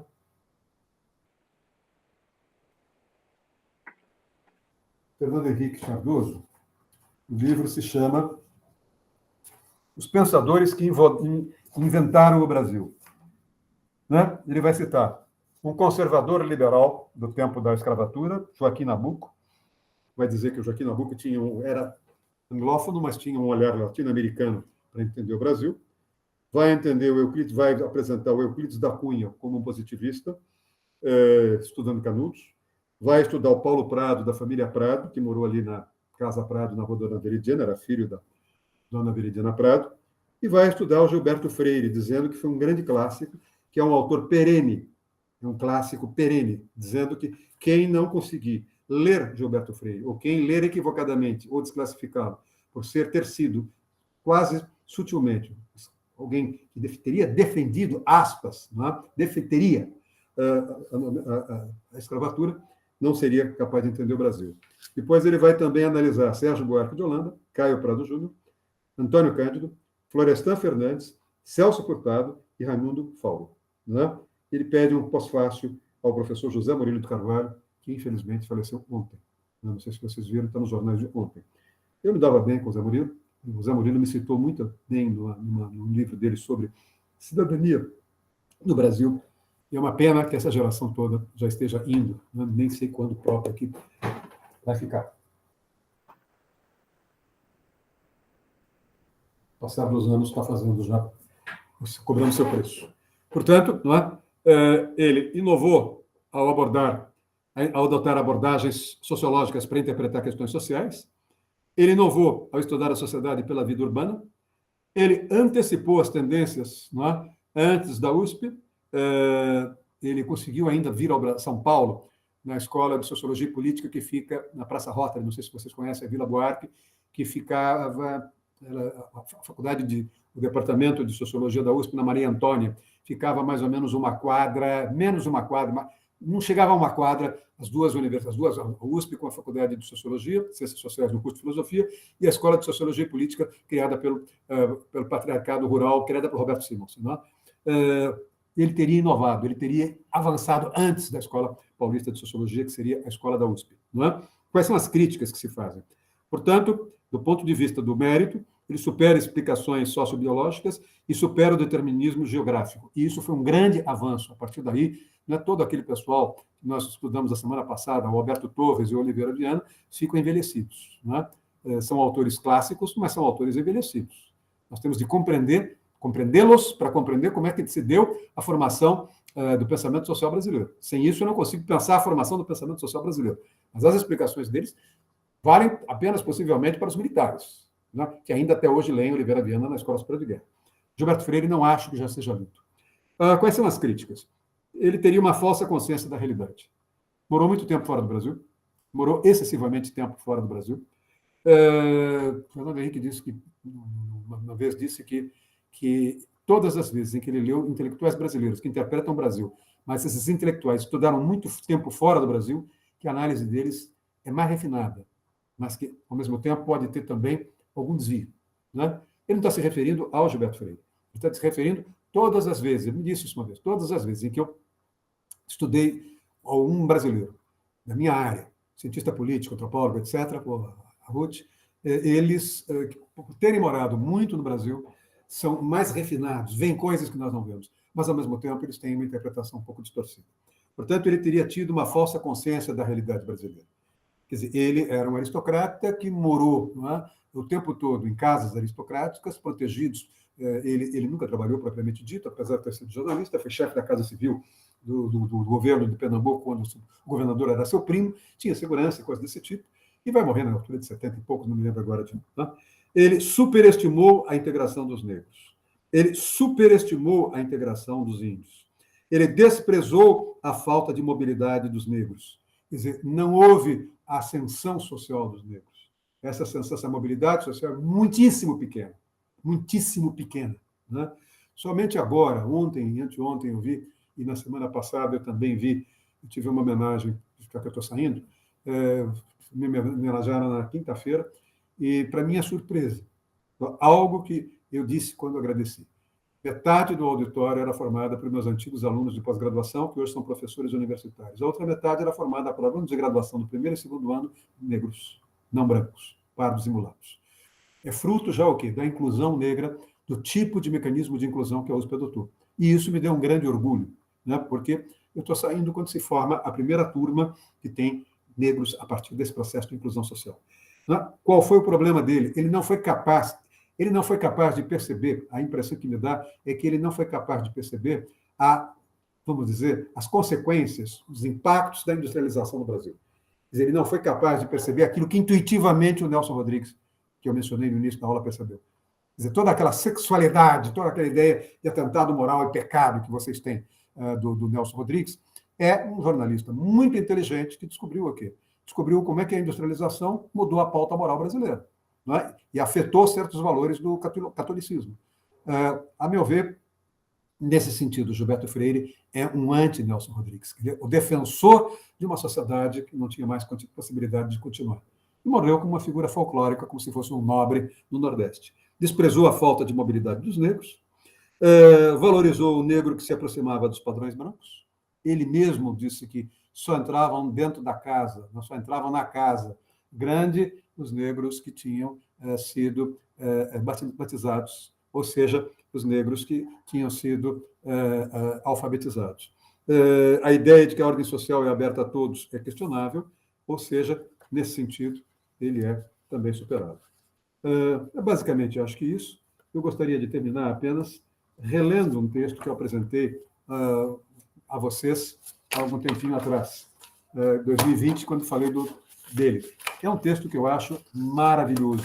É um texto que todo mundo que pode, da minha geração, não se cansa quando trata do Gilberto Freire, não se cansa de lembrar. É um texto de um observador do funcionamento das casas grandes.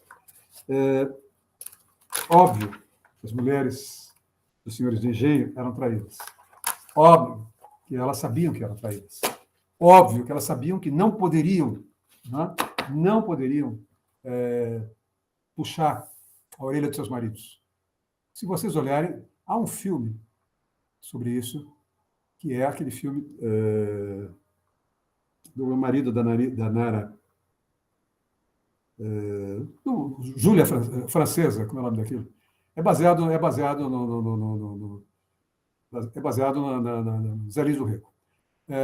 Mas é a mulher, é a prostituta trazida. Eu me lembro do autor, Carlos Kreber, me lembro da atriz, que era uma atriz francesa, mas não me lembro do filme nesse momento. Enfim, como é que as mulheres reagem? Né? E ele mesmo vai dizer, né? Vai dizer como é que as mulheres, só ele foi capaz de perceber isso. Mas como é que as mulheres dos senhores de engenho, as mais moças, casadas com os mais velhos, elas não reagiam. Não falavam nada, sabiam que o marido dormia com a mulata e que ia ter um filho com ela, mas não reagia.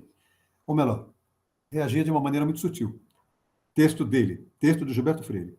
Assim, as moças mandavam arrancar os olhos das mucamas bonitas e mandavam trazê-los, os olhos, à presença do marido na hora da sobremesa, dentro da compoteira de doce e boiando de sangue ainda fresco. Essa era a maneira que ele descobriu como as senhoras moças de engenho diziam para os maridos que estavam acompanhando o que ele estava fazendo à noite na rede. Segundo, há já aquelas mais velhas, as baronesas, já de idade, que, por ciúme ou despeito, mandavam vender mulatinhas, essas mandavam vender mulatinhas de 15 anos a velhos libertinos. Outras espatifavam assalto de botina às dentaduras das jovenzinhas. Vejam, né? Algumas senhoras mandavam cortar os peitos, arrancar as unhas e queimar a cara ou as olheiras das jovenzinhas. Né? Quando você vê, quando a gente lê isto, não é isto que eu gostaria de chamar a atenção de vocês. É uma leitura de um Brasil que tem história. Ele é um autor que não é um autor maldito, como ficou o Oliveira Viana da semana passada. Na semana que vem, nós vamos ver uma pessoa que é muito interessante, que eu conheci pessoalmente, representei a Faculdade de Direito no Instituto de Estudos Brasileiros e tomei um porre uma vez com ele, que é o Sérgio Buarque de Holanda. Então, um porre é uma maneira de dizer. Eu acho que eu já disse a vocês. Nós pedimos 1 litro de uísque, sabíamos que todos iam beber. Mas eu bebi uma dose, o Bolívar bebeu uma dose e o Sérgio Buarque de Holanda bebeu o resto da garrafa. Ele saiu absolutamente tranquilo, nós saímos precisando de um táxi que nos levasse, porque nós estávamos altos. Vale a pena o que nós estamos fazendo com vocês, porque nós recuperamos um pouco dessa história. A Raíssa teve a bela ideia de recuperar esse trabalho de 2020, que para mim está sendo um fascínio, né? Um fascínio, descobrir coisas que me obrigaram, por exemplo, a ler a biografia dele. Quer dizer, você tem uma ideia de como é que ele descreve, né, as mulatinhas com quem ele saía, né? E no dia seguinte, ele não podia dizer para a mãe dele, que expulsava de casa, que ele tinha ido, desculpem, deflorar uma mulatinha. E quando ele começa, então, a fazer a descrição dos bordéis de Recife, que tinha os bordéis de Recife em que as mulatinhas eram virgens. Aquilo ali era uma que tinha uma casa de prostituição com mulatinhas que perderam a virgindade a semana passada, até chegar no final, não é? E ele fazer uma análise disso do ponto de vista da juventude, do ponto de vista de preço, coisas desse tipo, é absolutamente fascinante. É um autor fascinante. É um autor que eu não conheci pessoalmente, eu o vi pessoalmente uma vez entrando na redação do Estadão, porque ele tinha uma relação com a família Mesquita, que era uma família absolutamente aristocrática, e ter trabalhado lá no jornal aristocrático, vendo-a, né, e relendo o que acontecia em Recife, e tendo sido muito amigo do Carlos Garcia, que era o chefe da sucursal de Recife, que foi preso em 64 por ser comunista, esse era, e me tornou quem me apresentou, não é? Quem me levou a família Nabuco, essa coisa toda. É muito interessante rever o nosso Gilberto Freire. Espero que eu tenha passado para vocês, como é que eu diria, uma leitura. Não é? É um autor que, no fundo, eu estou fazendo uma leitura dele para vocês, mas é a minha leitura. Obviamente, a minha leitura é a leitura de alguém que tem paciência, desculpem a expressão, teve saco num determinado momento para ler todos esses livros que estão aqui. Eu só não trouxe os outros 2 volumes que estão lá, porque senão caiu os que estão em cima. Mas é um autor que, na minha formação, foi muito significativo. Da mesma maneira como Oliveira Viana também foi muito significativo. Sérgio Buarque de Holanda também foi significativo, mas por outras razões. Não por razões em que meu pai me dava o Gilberto Freire para ler, para entender a família, não é? Entender o que tínhamos sido, como éramos decadentes. Mas o outro agora vem, é o Sérgio Buarque de Holanda, que mais tarde eu releria, depois que aprendi a compreender um autor que é fundamental na minha formação, e que é Max Weber. Eu sou autor da 4ª edição do Raimundo Fauro, Os Donos do Poder. Quem faz o prefácio sou eu, e quem faz o pós-fácio é o Simon Schwartzman. Ambos somos considerados 2 weberianos empedernidos, né? Que também é um livro absolutamente fascinante. E o Sérgio Buarque é um precursor, vamos dizer. E o Celso Furtado, que será o último, que me levou a, se vocês puderem me achar, a minha resenha que eu fiz A Fantasia Desfeita, saída no Jornal da Tarde, no Caderno de Leituras, é o único texto que eu não tenho meu. E eu não sei onde tirar esse texto. E no jornal Estado de São Paulo eles estão proibindo, não tem mais isso, eles estão proibindo colocar o jornal, eles têm o jornal, mas o jornal na Xerox afeta, então não se faz mais esse tipo de serviço. Então, quem tiver, se isso foi digitalizado, me parece que foi, alguns colegas lá de dentro me disseram que está digitalizado, mas eles não estão achando. É isso. Espero que vocês tenham gostado da aula. Professor, pois não. Eu vou só agradecer aqui, né, em nome da escola, e mais uma aula aqui que todos, né, todas e todos certamente irão acompanhar. E aí tem só uma observação que eu gostaria de fazer antes da Raíssa sair, eu sei que ela tem horário hoje também. Tem uma entrevista muito boa com o Nelson Pereira dos Santos, em janeiro de 2000, na Folha de São Paulo. Não sei se o senhor chegou a ver essa entrevista na época, naquele caderno Mais, né? Uhum. E aí a Folha pergunta, né, para o Nelson Pereira dos Santos, grande cineasta brasileiro, né, um dos maiores aí, da minha opinião, ele fala o seguinte, né, a Folha pergunta para ele, a literatura, sobretudo a ficção, é sua fonte permanente de inspiração. Como é o desafio de lidar com a sociologia? Aí o Pereira dos Santos responde, né, acho que não me afasto muito da tradição de trabalhar com textos literários. Freire, além de sociólogo e crítico da cultura, é um escritor de mão cheia. Ele mesmo sempre disse que tratava da antropologia, mas era, antes de tudo, um escritor. Aí a Folha pergunta, né? Freire foi o âncora da tese da democracia racial e o senhor é considerado o pai do cinema novo. Vocês se aproximam nesses aspectos de vanguarda? Aí o Pereira dos Santos responde, a influência de Freire foi decisiva para a geração do cinema novo, as ideias de miscigenação como algo positivo. Isso está no meu cinema de certa maneira, o negro está nas telas e não se pode vê-lo de outra maneira a não ser depois do pensamento de Freire. Antes do cinema novo, pensava-se que o negro não era cinematográfico. Nós todos sabemos da fonte de escritores, modernistas e sociólogos. Só para encerrar, a Folha pergunta, né? O seu cinema sempre teve intenção documental. O senhor praticamente fundou o neorrealismo no Brasil com Rio 40 Graus e Rio Zona Norte. O senhor continua vendo o cinema como meio de conscientização, mesmo por meio da televisão? O Pereira dos Santos responde, o cinema cumpre essa função histórica, é um instrumento de conscientização. A obra de Gilberto Freire procurou descolonizar o pensamento brasileiro e é preciso ainda que seja popularizada. Se conseguirmos fazer isso pela TV, então um dos objetivos será alcançado. Numa época em que se fala em globalização, essa entrevista é de 2000, né? Não se percebe que, na realidade, nós é que estamos sendo globalizados. É preciso relembrar e rediscutir o pensamento de Gilberto Freire. A obra de Freire é básica para se entender o Brasil. Então, na sua aula, né, me lembrou muito essa entrevista do Nelson Pereira dos Santos e eu acho que, né, de uma certa maneira, dialoga aí com o que foi discutido. Era Tem isso. uma coisa curiosa. O Nelson Pereira dos Santos, em primeiro lugar, estudou Direito. Em segundo lugar, se formou no Largo São Francisco. Em terceiro lugar, foi membro da Academia Brasileira de Letras.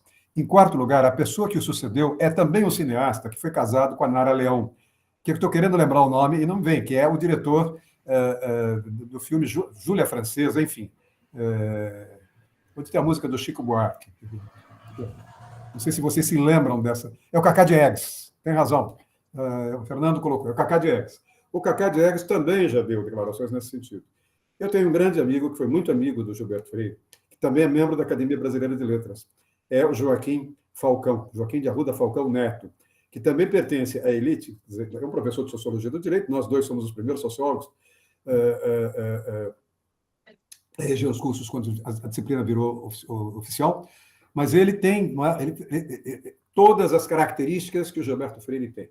Se você sentar e conversar com o Joaquim Falcão, né, a começar pelo fato que ele é muito rico, mas além de ser rico, ele tem uma casa e tem mania de arte religiosa em Olinda, em frente ao Mosteiro São Bento. E ali, né, sentado uma vez, ele contou para algumas pessoas como é que o Cacá Diegues veio buscar informações para depois descer para Alagoas e fazer o filme. É interessantíssimo. O maior sonho do Joaquim Falcão era ter sido ministro da Cultura, exatamente a partir disso que você mencionou. Ele não conseguiu ser ministro, o Celso Furtado não o deixou, ele estava quase nomeado, o Sarney virou ministro da Cultura, o Sarney nomeou o Celso Furtado ministro da Cultura. Mas aí ele foi trabalhar como diretor da Fundação Roberto Marinho, foi trabalhar diretamente com o Roberto Marinho. E acho que teve um cargo maior do que o de ministro da Cultura, porque ele usou as leituras que ele faz. Ele é muito lido do Zé Lins do Rego, muito lido do próprio Gilberto. Ele ia almoçar com o Gilberto, ele conheceu muito bem lá em Apipucos, e conhecia amigo do Fernando, filho do Gilberto, e muito amigo daquele Lira, Fernando Lira, que foi um deputado pelo MDB, foi líder do MDB e que presidiu a Fundação Joaquim Nabuco no governo, creio, depois que largou o Ministério da Justiça, foi ministro da Justiça. Então, esse grupo todo é um grupo muito refinado, esse grupo respeita muito o Gilberto Freire. Quer dizer, volto a insistir, o Gilberto Freire não é um sociólogo que a gente deve desprezar. Não é aquela figura que a gente deve olhar. Eu mesmo descobri, tentando ir atrás, não trouxe aqui, está do outro lado, eu descobri que eu escrevi um artigo elogiando o Oliveira Viana. Ao ir atrás do artigo que eu quero, do Celso Furtado, eu descobri que eu mencionei num curso que eu vou iniciar amanhã, depois da manhã, o que o Oliveira Viana me permite entender um pouco das contradições da Constituinte de 1891, da Constituinte de 1946 e da Constituinte de 1988. Quer dizer, quando eu vejo a figura, por exemplo, de um Afonso Arinos, né, que era um homem que falava como se a Constituição fosse ontológica, como se ela tivesse uma vida própria, quando ela depende claramente de uma internalização de valores democráticos da sociedade. Né? Então, o Gilberto Freire me permite entender o Brasil real. Volto a dizer, quando eu falo isso, eu falo com a autoridade de quem tem 74 anos, vai fazer 75 daqui a 5 meses, mas que conheceu com 19 anos, né, 18, 19 anos, conheceu o Recife, passou 40 dias andando e chegando até Caruaru, né, conversando com aquelas culturas, vendo o que aconteceu com Joaquim Nabuco, vendo a casa e a usina onde ele nasceu, conversando com aquela elite antiga e coisas desse tipo. É muito interessante isso. Então, a minha leitura é uma leitura que passa um pouco pelo fato de eu ter trabalhado numa empresa altamente reacionária e conservadora, que era o Jornal Estado, é um jornal que foi criado por cafeicultores, durante muito tempo foi patrocinado, o jornal se sustentou por cafeicultores. E trabalhei também com, vamos dizer, os quatrocentões que deram certo em São Paulo, que criaram um banco, vocês sabem de quem eu estou falando. Esses, não é? E esses tiveram a capacidade de formar os seus filhos, enquanto o Fernando Mesquita não liberou seus filhos. Seus filhos estudaram até na USP, mas não tiveram a capacidade de entender as transformações da sociedade para poder reposicionar o jornal como um meio de comunicação numa sociedade que se industrializou. As posturas do jornal não foram, na sociedade industrial, as melhores, um antijustelinismo absolutamente desnecessário, e, ao mesmo tempo, vamos dizer, uma não percepção. Não sei se vocês leram o jornal da USP, eu toco nesse ponto. Uma das coisas que eu fiz foi pegar um editorial do Estadão, e o Estadão diz, em 1975, que o Nordeste não está à altura do Brasil. O Nordeste não está à altura é uma região triste, não está à altura da região, não está à altura do Brasil. O Nordeste teria de se sudestizar para conseguir chegar no mundo moderno. Né? Basicamente, eu fiz isso depois do Romeu Zema ter feito aquela declaração. Vale a pena, Raíssa, se você puder passar para eles. Saiu na segunda ou na terça-feira, não, desculpem, saiu na sexta-feira, hoje é segunda, saiu na sexta-feira no Jornal da USP. Eu menciono um editorial do Estadão, que é um editorial contra negros, contra nordestinos, dizendo que São Paulo é moderno, o resto não é moderno. Os outros é que têm que se modernizar, não tem nada a ver com isso. E eu lembro que, na guerra de São Paulo, em 1932, o Monteiro Lobato disse o seguinte: estão acusando que nós somos robesianos. Somos, sim. Na luta pela sobrevivência, nós seremos os lobos gordos, enquanto vocês serão os lobos fracos. Vocês morrerão e nós venceremos. Eu lembro também o Monteiro Lobato para lembrar o Centrão de hoje, lembrar o que está acontecendo. Vale a pena vocês darem uma olhada, vocês vão perceber. Eu já estava pesquisando para essa aula há algum tempinho. Esse curso está montado, a Raíssa é capaz de provar isso. Esse curso pedi para fazer esse curso depois de agosto, porque ao passar campus em julho, eu estava louco para reler alguns textos. Vocês estão me dando essa oportunidade, eu agradeço muito a vocês. É isso aí. Muito obrigada, professor. Obrigada mesmo. O texto já está, esse texto está no Classroom, então, se vocês quiserem acessá-lo, já podem acessar, ele foi anexado hoje. E a gente vai anexando de acordo com o que o professor for lançando no período do nosso curso, né? Os artigos novos, tanto do blog Estado da Arte, do Jornal da USP, né, da Folha de São Paulo, a gente vai atualizando vocês, tá bom? E o e-mail do professor também vou colocar lá. Eric, eu peço que você, por gentileza, copie o chat. Não há muitos comentários que ficaram sem resposta, porque eu acho que no decorrer da aula o professor foi dando todas as respostas, mas se ele puder dar uma conferida nos comentários seria importante. Eu não consigo fazer isso, porque infelizmente hoje eu estou em deslocamento. Não, fica tranquilo, Raíssa, eu faço isso sim. Tá bom, então. Eu agradeço. Então tá, professor, muito obrigada, viu? Muito obrigada mais uma vez. E a gente se encontra na próxima semana. Vendo uma porta se abrindo. Antes que a porta se abra totalmente, me espera uma função doméstica. Eu sou obrigado, às segundas-feiras, a dar de jantar. uma criança de 3 anos e 4 meses, que é uma pestinha. Mas é a minha neta. Obrigada. Vai muito tempo pra ter. Tchau, Boa pessoal. Obrigado, janta. professor. Tchau, tchau. Beijo. Tchau, tchau. Beijo. Tchau, pessoal. Boa noite. Boa Boa noite. noite. Tchau, tchau. Boa noite.